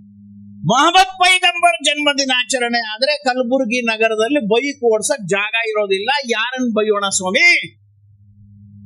ಮುಸಲ್ಮಾನರಲ್ಲೂ 4 ತಬ್ಲೀಗ್ ಇದೆ, 75 ಜಾತಿಗಳಿದೆ ಅಂತ ಹೇಳ್ತಾರೆ, 500 ಉಪಜಾತಿಗಳಿದೆ ಅಂತ ಹೇಳ್ತಾರೆ. ಆದ್ರೆ ಇಡೀ ಜಗತ್ತಿನ ಮುಸಲ್ಮಾನ ಮೊಹಮ್ಮದ್ ಪೈಗಂಬರ್ ನನ್ನ ಮಹಾಪುರುಷ ಅಂತ ಹೇಳ್ತಾನೆ. ಆದ್ರೆ ನಾವು ಶಂಕರಾಚಾರ್ಯರನ್ನ ಒಂದು ಗುಂಪಿಗೆ, ಕನಕನ್ ಇನ್ನೊಂದು ಗುಂಪಿಗೆ. ಎಲ್ಲ ಮಹಾಪುರುಷರ ಜಯಂತಿಯನ್ನ ಎಲ್ಲರೂ ಸೇರಿ ಮಾಡಬೇಕು ಸ್ವಾಮಿ. ಸಾಮಾಜಿಕ ಸಾಮರಸ್ಯ. ನನ್ನ ಮನೆಯಲ್ಲಿ ನಾನು ಜಾತಿ ಭೇದ ಮಾಡೋದಿಲ್ಲ, ನನ್ನಿಂದ ಶುರುವಾಗ್ಬೇಕು. ಈ ಪಂಚ ಪರಿವರ್ತನ ಅನ್ನೋದೆಲ್ಲ ಹಂಗೆ, ನಾವು ಅಲ್ಲ, ನಮ್ಮಿಂದ ಅಲ್ಲ. ಇನ್ನು ಎರಡನೇದಾಗಿ ಕುಟುಂಬ ಪ್ರಬೋಧನ. ನನ್ನ ಮನೆ ಹಿಂದೂ ಮನೆ ಆಗ್ಬೇಕು. ಅನೇಕ ಸಲ ನಮ್ಮ ಮಕ್ಕಳು ಕೈ ಬಿಟ್ಟು ಹೋಗ್ತಾರೆ ಅಂತೀವಲ್ಲ, ಯಾಕೆ? ಮಕ್ಕಳನ್ನ ಬೆಳೆಸೋದ್ರಲ್ಲಿ ಎಲ್ಲಾರು ನಾವು ಸೋಲ್ತಾ ಇದೀವ ಅಂತ ಯೋಚನೆ ಮಾಡಬೇಕು ಸಮಾಜ. ಮನೆಯಲ್ಲಿ ದೀಪಾರಾಧನೆ, ದೈವಾರಾಧನೆ, ಒಂದು ಸಮಯ ಸಾರಣಿ, ಒಟ್ಟಿಗೆ ಕೂತ್ಕೊಂಡು ಊಟ ಮಾಡೋದು, ಒಳ್ಳೆ ವಿಷಯಗಳನ್ನ ಚರ್ಚೆ ಮಾಡ್ಬೋದು, ಭಜನೆ, ಭೋಜನ, ಭವನ ಹೀಗೆಲ್ಲ ಹೇಳ್ತಾರೆ. ಮನೆಗಳು ಚೆನ್ನಾಗಿದ್ರೆ ಮಾತ್ರ ಯೋಗ್ಯ ಹಿಂದೂ ತಯಾರಾಗ. ಇನ್ನು ಮೂರನೇದಾಗಿ ಸ್ವದೇಶಿ ಜೀವನ ಶೈಲಿ. ಈಗಂತೂ ಟ್ರಂಪ್ ಸಾಹೇಬರು 50% ಅಂತಾರೆ, ನಿನ್ನೆ 25% ಅಂದ್ರು, ನಾಳೆ 60% ಅಂದು ಬಿಡ್ತಾರೆ. ಯಾವಾಗ ಏನ್ ಮಾಡ್ತಾರೋ ದೇವರೇ ಬಲ್ಲ. ಆದರೆ ಸ್ವದೇಶಿ ಜೀವನ ಶೈಲಿ ಇದ್ರೆ ಜಗತ್ನಲ್ಲಿ ಯಾರು ನಮ್ಮನ್ನ ಅಲ್ಲಾಡ್ಸಕ್ಕಾಗಲ್ಲ. ಯಾಕೆಂದ್ರೆ 15 ವಯಸ್ಸಿನಿಂದ 35 ವಯಸ್ಸಿನ 65 ಕೋಟಿ ಜನ ನಮ್ಮ ದೇಶದಲ್ಲಿ. ದೊಡ್ಡ ಮಾರ್ಕೆಟ್. ನಮ್ಮೇಲೆ ಯಾರಾದ್ರೂ ಸ್ಯಾಂಕ್ಷನ್ ಆಗಿ ಮಾರ್ಕೆಟ್ ನಾವು ಮಾಡಲ್ಲ ಅಂದ್ರೆ ಅವ್ರು ಹಾಳಾಗ್ತಾರೆ, ನಾವಲ್ಲ. ಅಮೆರಿಕಾದವ್ರು 50% ಟ್ಯಾಕ್ಸ್ ಹಾಕಿದ್ರು, $80 ಬಿಲಿಯನ್ ನಾವು ಎಕ್ಸ್ಪೋರ್ಟ್ ಮಾಡ್ತಾ ಇದ್ದೀವಿ. ಅದರಲ್ಲಿ ಸಫರ್ ಆಗ್ತಾ ಇರೋದು $40 ಬಿಲಿಯನ್. ಅದರಲ್ಲಿ ಮೇಜರ್ ಆಗಿ ಗವರ್ಮೆಂಟ್ಸ್ ಇದೆ, ಡೈಮಂಡ್ಸ್ ಇದೆ, ಎಲೆಕ್ಟ್ರಾನಿಕ್ಸ್ ಇದೆ, ಕೆಮಿಕಲ್ಸ್. ನಾವು ಯೋಚನೆ ಮಾಡೋಣ, ನಾವು ಬರ್ಬಡ ತಗೊಳ್ಳೋವಾಗ, ಟಿ ಶರ್ಟ್ ತಗೊಳ್ಳೋವಾಗ, ನೈಟಿ ತಗೊಳ್ಳೋವಾಗ, ಟ್ರ್ಯಾಕ್ ಸೂಟ್ ತಗೊಳ್ಳೋವಾಗ ಅಮೆರಿಕಾದ ಕಂಪನಿಗಳದ್ದು ತಗೊಳ್ಳೋದಿಲ್ಲ ಅಂದ್ರೆ ಅಮೆರಿಕ ಮುಳುಗೋಗುತ್ತೆ. ಸ್ವದೇಶಿ. ನಮ್ಮ ಸರ್ಕಾರ ಅಂತೂ ಹೇಳೇ ಇದೆ, ನಮ್ಮ ದೇಶದಲ್ಲಿ ಉತ್ಪಾದನೆ ಮಾಡುವಂತ ಜಗತ್ತಿನ ಯಾವುದೇ ಕಂಪನಿ ಇರ್ಬೋದು, ಮೇಕ್ ಇನ್ ಇಂಡಿಯಾ ಆದ್ರೆ ಅದು ಸ್ವದೇಶಿ. ಇನ್ನು 4ನೇದಾಗಿ ಪರಿಸರ ಸಂರಕ್ಷಣೆ. ಈಗ ಒಂದು 50 ವರ್ಷಕ್ಕೆ ಮುಂಚೆ ಕಲ್ಕತ್ತಾಗೆ ಇಂಗ್ಲೆಂಡಿನ ಒಬ್ರು ಹೆಣ್ಮಗಳು ಬಂದ್ರು. 1 ತಿಂಗಳು ಕಲ್ಕತ್ತಾನೆಲ್ಲ ನೋಡಿದ್ರು, ವಾಪಸ್ ಹೊರಟ್ರು. ನಮ್ಮವರೊಬ್ರು ಸಿಕ್ಕರು, ಹೇಗಿತ್ತು ಕಲ್ಕತ್ತಾ? ಫೈನ್. ವಿವೇಕಾನಂದರ ಕಲ್ಕತ್ತಾ, ಸುಭಾಷ್ ಚಂದ್ರ ಬೋಸ್ರ ಕಲ್ಕತ್ತಾ ತುಂಬಾ ಚೆನ್ನಾಗಿದೆ, ಇನ್ಸ್ಪೈರಿಂಗ್. ಆದ್ರೆ ಕೊನೆಯಲ್ಲಿ ಆಕೆ ಒಂದೇ ಮಾತು ಹೇಳ್ತಾರೆ, ಒಂದು ವಿಷಯ ನನಗೆ ಕಲ್ಕತ್ತಾ ಬಗ್ಗೆ ಬಹಳ ಹೊಲಸು ಅಂತ ಅನ್ನಿಸ್ತು. ಅದೇನು ಅಂದ್ರೆ ಕಲ್ಕತ್ತಾದಲ್ಲಿ ವಿಪರೀತ ಕೊಳೆ, ಕಸ, ಅಸ್ವಚ್ಛತೆ. ಅದಕ್ಕೆ ನಮ್ಮವ್ರು ಏನ್ ಹೇಳಿದ್ರು ಗೊತ್ತಾ, ನಮ್ಗೆ ಯಾವಾಗ್ಲೂ ಅಭ್ಯಾಸ ತಾನೆ, ಒಳ್ಳೇದು ಕೆಟ್ಟದು ಎಲ್ಲವೂ ಇಡೀ ದೇಶದಲ್ಲಿ ಸಮಾನವಾಗಿಯೇ ಇದೆ. ಸಮಾನ ಸಂಸ್ಕೃತಿನೂ ಹೌದು, ಸಮಾನ ವಿಕೃತಿಯೂ ಹೌದು. ಏನಾರ ತಪ್ಪು ಆದ ತಕ್ಷಣ ತಪ್ಪನ್ನು ಒಪ್ಕೊಳ್ಳೋಂಗಿಲ್ಲ, ಅದ್ರ ಬದಲು ಸಮಜಾಯಿಷಿ ಕೊಡ್ತಾ ಇರೋದು. ಅವರು ಹಂಗೆ ಮಾಡಿದ್ರು, ಯಾಕೆಂದ್ರೆ ಅವರು ಹಿಂದೂನೇ ತಾನೆ ನಮ್ ತರ. ಅವ್ರು ಆಕೆಗೆ ಹೇಳ್ತಾರೆ, ಕಲ್ಕತ್ತಾ ಯಾಕೆ ಹೊಲಸಾಗಿದೆ ಗೊತ್ತಾ, ಕಲ್ಕತ್ತಾದಲ್ಲಿ 1 ಕೋಟಿ ಜನ ಇದ್ದಾರೆ ಅಂತ. ನಮಗೂ ಹೌದು ಅಂತ ಅನಿಸ್ಬಿಡುತ್ತೆ. ಆದ್ರೆ ಆ ಇಂಗ್ಲೆಂಡಿನ ಹೆಣ್ಮಗಳು ಹೇಳಿದ್ದೇನು ಗೊತ್ತಾ, ಯಾಕ್ರಿ ಕಲ್ಕತ್ತಾನ್ ಚೆನ್ನಾಗಿ ಇಟ್ಕೊಳ್ಳೋದಿಕ್ 1 ಕೋಟಿ ಜನ ಸಾಕಾಗಲ್ವಾ ಅಂತ ಕೇಳುದು. ನೋಡ್ರಿ ಹೆಂಗಿದೆ, 1 ಕೋಟಿ ಜನ ಕಸ ಹಾಕಕ್ ಕಾರಣ ಆಗ್ತಾರೆ ಅಂತ ಕಲಬುರ್ಗಿ ಮಂದಿ ನಾವ್ ಯೋಚನೆ ಮಾಡಿದ್ರೆ, ಆ ಇಂಗ್ಲೆಂಡಿನ ಮಂದಿ ಯೋಚನೆ ಮಾಡ್ತಾಳೆ, ಅದೇ 1 ಕೋಟಿ ಜನನ ಉಪಯೋಗಿಸ್ಕೊಂಡು ನಾನು ಚೆನ್ನಾಗಿ ಇಟ್ಕೊಳ್ತೀನಿ ಇಂಗ್ಲೆಂಡ್ ಅನ್ನು. ಅದಕ್ಕೆ 51 ದೇಶದಲ್ಲಿ ಅವರು ರಾಜ್ಯ ಕಟ್ಟಿದ್ರು. ಮನೆಯಲ್ಲಿ 10 ಜನ ಇದ್ದಾರೆ, 10 ಜನನು ಕೂತ್ಕೊಂಡು ತಿಂತಾರೆ, ಕಸ ಹಾಕ್ತಾರೆ, ಕುಡಿದು ಲೋಟ ತೆಗೆದು ಆ ಕಡೆಗೆ ಇಡೋದಿಲ್ಲ. ಮನೆಗೆ ಅವರು ಹೊರೆ ಹಾಕ್ತಾರೆ, ಆಸ್ತಿ ಅಲ್ಲ. ಮನೆಗೆ 100 ಜನ ಇದ್ದಾರೆ, 100 ಜನನು ದುಡಿದು ತಿಂತಾರೆ. ನಲ್ಲಿ ನೀರು ಸುರಿತಾ ಇದ್ರೆ ಯಾರೇ ಬಿಟ್ಟಿರ್ಲಿ ನಿಲ್ಲಿಸ್ತಾರೆ, ದೀಪ ಉರಿತಾ ಇದ್ರೆ ಆರಿಸ್ತಾರೆ. ನನ್ನ ರೂಮ್ ನಿಂದ ನಾನು ಹೊರಗಡೆ ಬರೋವಾಗ, ನಮ್ಮ ಕಾರ್ಯಾಲಯದಲ್ಲೂ ಅನುಭವ ಆಗ್ತಾ ಇರತ್ತೆ ನೆಕ್ಸ್ಟ್. ನಮ್ಮ ರೂಮ್ ಇಂದ ನಾವು ಹೊರಗಡೆ ಬರೋವಾಗ ರಿಫ್ಲೆಕ್ಸ್ ಆಕ್ಷನ್ ಆಟೋಮ್ಯಾಟಿಕ್ ಆಗಿ ನನ್ನ ಕೈ ಸ್ವಿಚ್ ಬೋರ್ಡ್ ಮೇಲೆ ಹೋಗ್ಬೇಕು. ಅನಗತ್ಯವಾಗಿ ದೀಪ ಉರಿಬಾರ್ದು, ಫ್ಯಾನ್ ಉರಿಬಾರ್ದು. ಪರಿಸರ ಸಂರಕ್ಷಣೆ ನನ್ನಿಂದ. ಕೊನೆಯದಾಗಿ ನಾಗರಿಕ ಶಿಷ್ಟಾಚಾರ, ಮತ್ತು ಇದನ್ನು ಕೂಡ ವೈಯಕ್ತಿಕವಾಗಿ ಸಂಘ ಇವತ್ತು ಸಮಾಜದ ಮುಂದೆ ಹೇಳ್ತಾ ಇದೆ. ಇದನ್ನೆಲ್ಲ ಮೈಕಲ್ಲಿ ಕೂಡಿಸಿ, ನನ್ನನ್ನ ಕುರ್ಚಿ ಮೇಲೆ ಕೂಡಿಸಿ ಮೈಕಲ್ಲಿ ಒಂದು ಹೇಳು ಅಂತ ಹೇಳಿರೋದ್ರಿಂದ ನಾನು ನಿಮಗೆ ಹೇಳ್ತಾ ಇದ್ದೀನಿ ಹೊರತು ಇದು ನನಗೆ ನಾನು ಹೇಳ್ಕೋಬೇಕಾಗಿರೋದು. ಆಕ್ಚುಲಿ ಯಾರಿಗೂ ಹೇಳೋ ವಿಷಯ ಅಲ್ಲ. ನಾಗರಿಕ ಶಿಷ್ಟಾಚಾರ, ನಾನು ಓಡಿಸೋ ಬೈಕ್ಗೆ ಲೈಸೆನ್ಸ್ ಇದೆಯಾ? ಈ ಮಾತನ್ನ ಹೇಳ್ಬೇಕಾದ್ರೆ ನನ್ನ ಎದೆ ಹಾರ್ತಾ ಇರತ್ತೆ. ಯಾಕೆಂದ್ರೆ ನಾನಿರೋ ಕಾರ್ಯಾಲಯದ ಹುಡುಗರು ಬೈಕ್ಗೆ ಲೈಸೆನ್ಸ್ ಇಲ್ಲ, ಡ್ರೈವಿಂಗ್ ಲೈಸೆನ್ಸ್. RSS ಯಾರನ್ನೂ ಸುಮ್ಮನೆ ಬಿಡೋದಿಲ್ಲ, ಎಲ್ಲರನ್ನೂ ಕಿವಿ ಹಿಂಡುತ್ತಾ ಇರುತ್ತೆ. ಹಾಗಾಗಿ ನನ್ನಿಂದ ಶುರು ಆಗ್ಬೇಕು. ರಾಜಕಾರಣಿಗಳನ್ನು ಬೈಯೋದು ಬಹಳ ಸುಲಭ, ಆದ್ರೆ ನಾನು ವೋಟ್ ಮಾಡಕ್ಕೆ ಹೋಗಿಲ್ಲ, ನನಗೇನ್ರಿ ಹಕ್ಕಿದೆ ಬೈಯೋದಿಕ್ಕೆ? ನಾಗರಿಕ ಶಿಷ್ಟಾಚಾರ ನನ್ನಿಂದ ಶುರು ಆಗ್ಬೇಕು. ನಾನು ಟ್ಯಾಕ್ಸ್ ಕಟ್ಟಬೇಕು, ನಾನು ರಸ್ತೆ ರೂಲ್ಸ್ ಫಾಲೋ ಮಾಡಬೇಕು. ಪೊಲೀಸ್ನವ್ರ ಭಯಕ್ಕಲ್ಲ ನಾವು ರೈಟ್ ಸೈಡ್ ಹೋಗ್ಬೇಕಾಗಿರೋದು, ಯಾರು ಇರ್ಲಿ ಬಿಡ್ಲಿ ನಾವು ಸರಿಯಾಗಿ ಹೋಗ್ಬೇಕು ಅನ್ನೋದು. ಆಕ್ಸಿಡೆಂಟ್ ಅಲ್ಲಿ ಯಾರು ಬೇಕಾದ್ರೂ ತಪ್ಪು ಮಾಡ್ಲಿ, ನೋವು ಇಬ್ರಿಗೂ ಆಗತ್ತೆ ಸ್ವಾಮಿ. ಸೊ ಹೀಗೆ 5 ವಿಷಯ. ಈ 5 ವಿಷಯಗಳು ಯಾವುದು ಹೊಸದಲ್ಲ, ಎಲ್ಲವೂ ಸಂಘಟನಾತ್ಮಕವಾಗಿ ನಡೀತಾನೆ ಇದ್ದಾವೆ, ಸಾಮೂಹಿಕವಾಗಿ ನಡೀತಾನೆ ಇದೆ. ಆದ್ರೆ ಶತಾಬ್ದಿ ಕಾರ್ಯದಲ್ಲಿ ಸಂಘ ವೈಯಕ್ತಿಕ ಜವಾಬ್ದಾರಿ ತಗೊಂಡು ಸಾಮರಸ್ಯವನ್ನ, ಕುಟುಂಬ ಪ್ರಬೋಧನವನ್ನ, ಸ್ವದೇಶಿ ಜೀವನ ಶೈಲಿಯನ್ನ, ನಾಗರಿಕ ಶಿಷ್ಟಾಚಾರವನ್ನ, ಪರಿಸರ ಸಂರಕ್ಷಣೆಯನ್ನ ನಂದು ಯಾರು ಮಾಡ್ಲಿ ಬಿಡ್ಲಿ ನಾನು ಮಾಡ್ತೀನಿ. ಇಷ್ಟು ಮಾಡಿದ್ರೆ ಶತಾಬ್ದಿ ಕಾರ್ಯದ ಆಚರಣೆ ಸಾರ್ಥಕವಾಗತ್ತೆ ಹೊರತು RSS ವೈಭವೀಕರಣದ ಅವಶ್ಯಕತೆ ಇಲ್ಲೇನು ಸಂಘಕ್ಕೆ ಕಂಡಿಲ್ಲ. ಸೊ ಹೀಗೆ ವಿಜಯದಶಮಿ ಶಕ್ತಿಯ ಸಂದೇಶ, ಶಕ್ತಿಗಾಗಿ ಹಿಂದುತ್ವ,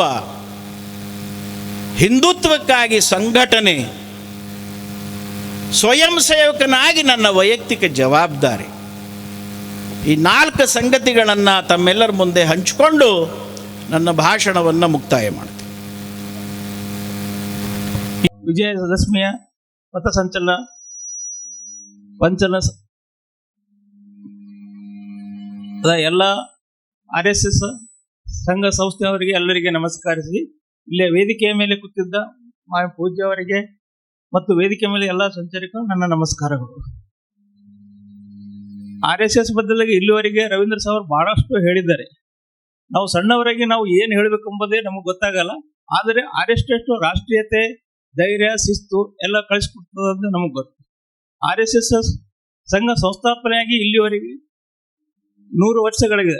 100 ವರ್ಷಗಳಿಗೆ ನಾವು ಉತ್ಪೂರ್ತ ವಂದನೆಗಳನ್ನು ಸಲ್ಲಿಸುತ್ತಾ ಮತ್ತು RSS ನನಗೆ ಇಲ್ಲಿ ಮುಖ್ಯ ಅತಿಥಿ ಕಳಿಸಿದ ಅವರೆಲ್ಲರಿಗೆ ನನ್ನ ಅಭಿನಂದನೆ ಸಲ್ಲಿಸಿ ನಂದು 2 ಮಾತುಗಳು ಮುಗಿಸುತ್ತೇನೆ. ಇಷ್ಟೇ ನನ್ನ ವಿನಂತಿ.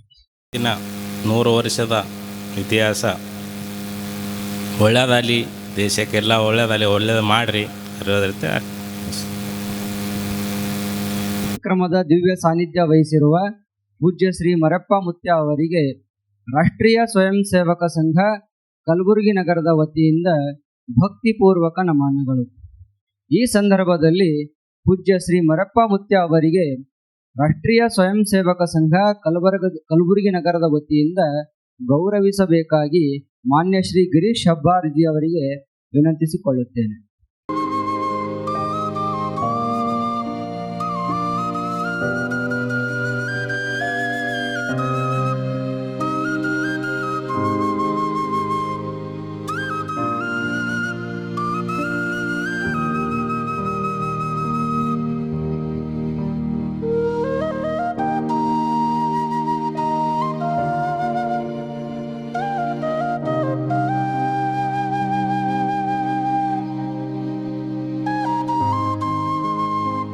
ಕೃತಜ್ಞತೆಗಳನ್ನು ಸಮರ್ಪಿಸುತ್ತೇವೆ. ಶರಣಬಸವೇಶ್ವರ ಜಾತ್ರಾ ಮೈದಾನವನ್ನು ಸ್ವಚ್ಛಗೊಳಿಸಿದ ಮಹಾನಗರ ಪಾಲಿಕೆ ಆಯುಕ್ತರಿಗೂ ಹಾಗೂ ಪೌರ ಕಾರ್ಮಿಕರಿಗೂ ಹೃತ್ಪೂರ್ವಕ ವಂದನೆಗಳನ್ನು ಸಮರ್ಪಿಸುತ್ತೇವೆ. ಸಂಚಲನ ಪ್ರಾರಂಭದಿಂದ ಮುಕ್ತಾಯದವರೆಗೂ ನಮ್ಮ ಜೊತೆಗೆ ಸಹಕಾರ ನೀಡಿದ ಆರಕ್ಷಕ ಸಿಬ್ಬಂದಿಗಳಿಗೂ ಹೃದಯಪೂರ್ವಕ ಧನ್ಯವಾದಗಳು ಸಮರ್ಪಿಸುತ್ತೇವೆ. ಸಂಚಲನದ ಮಾರ್ಗದಲ್ಲಿ ಅಲಂಕಾರ ಮಾಡಿ ಸ್ವಾಗತಿಸಿದ ಎಲ್ಲ ಮಹನೀಯರಿಗೂ ಮನಪೂರ್ವಕ ಧನ್ಯವಾದಗಳು ಸಮರ್ಪಿಸುತ್ತೇವೆ. ಪ್ರಸಾದ ವ್ಯವಸ್ಥೆಯನ್ನು ಮಾಡಿದ ಮಹನೀಯರಿಗೂ ಕೃತಜ್ಞತೆಗಳನ್ನು ಸಲ್ಲಿಸುತ್ತೇವೆ. ನಮ್ಮ ಕರೆಗೆ ಓಗೊಟ್ಟು ಈ ಕಾರ್ಯಕ್ರಮದಲ್ಲಿ ಪಾಲ್ಗೊಂಡ ಮಾನ್ಯರಿಗೂ, ಹಿತೈಷಿ ಬಂಧುಗಳಿಗೂ, ಪತ್ರಕರ್ತ ಮಿತ್ರರಿಗೂ ಹಾಗೂ ಮಾತಾ ಭಗಿನಿಯರಿಗೂ ಮನಪೂರ್ವಕ ವಂದನೆಗಳನ್ನು ಸಲ್ಲಿಸುತ್ತೇವೆ. ಈ ಕಾರ್ಯಕ್ರಮಕ್ಕೆ ಎಲ್ಲ ರೀತಿಯ ಪ್ರತ್ಯಕ್ಷ ಮತ್ತು ಪರೋಕ್ಷವಾಗಿ ಸಹಕಾರ ನೀಡಿದ ಪ್ರತಿಯೊಬ್ಬರಿಗೂ ಆದರಪೂರ್ವಕ ನಮನಗಳನ್ನು ಸಲ್ಲಿಸುತ್ತೇವೆ. ಈಗ ಉತ್ತಿಷ್ಟ ಆಜ್ಞೆ ಬಂದ ನಂತರ ಎಲ್ಲರೂ ಎದ್ದು ನಿಲ್ಲಬೇಕಾಗಿ ವಿನಂತಿ. ಧ್ವಜಾವತರಣದೊಂದಿಗೆ ಕಾರ್ಯಕ್ರಮ ಮುಕ್ತಾಯವಾಗುತ್ತದೆ.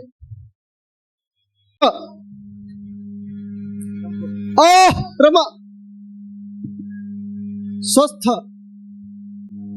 ಧ್ವಜ ಪ್ರಣಾಮ್ 1 2 3.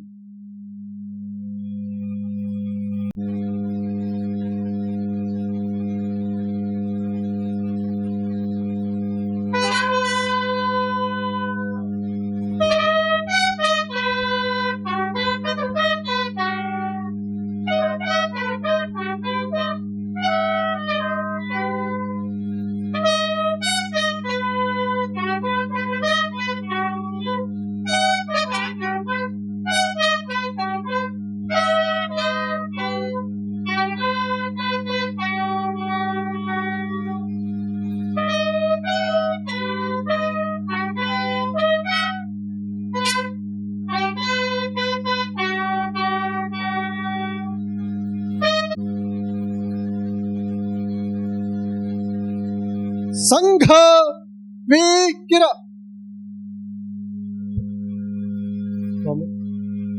ವಾಮ ವೃತ ಎಡಕ್ಕೆ ತಿರುಗಿರಿ. ರಮ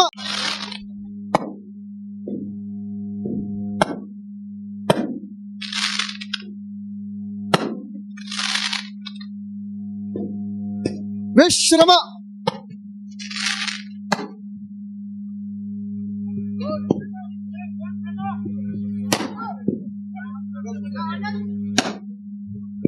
ಹೊಗಟೆ ಬಾರೋ.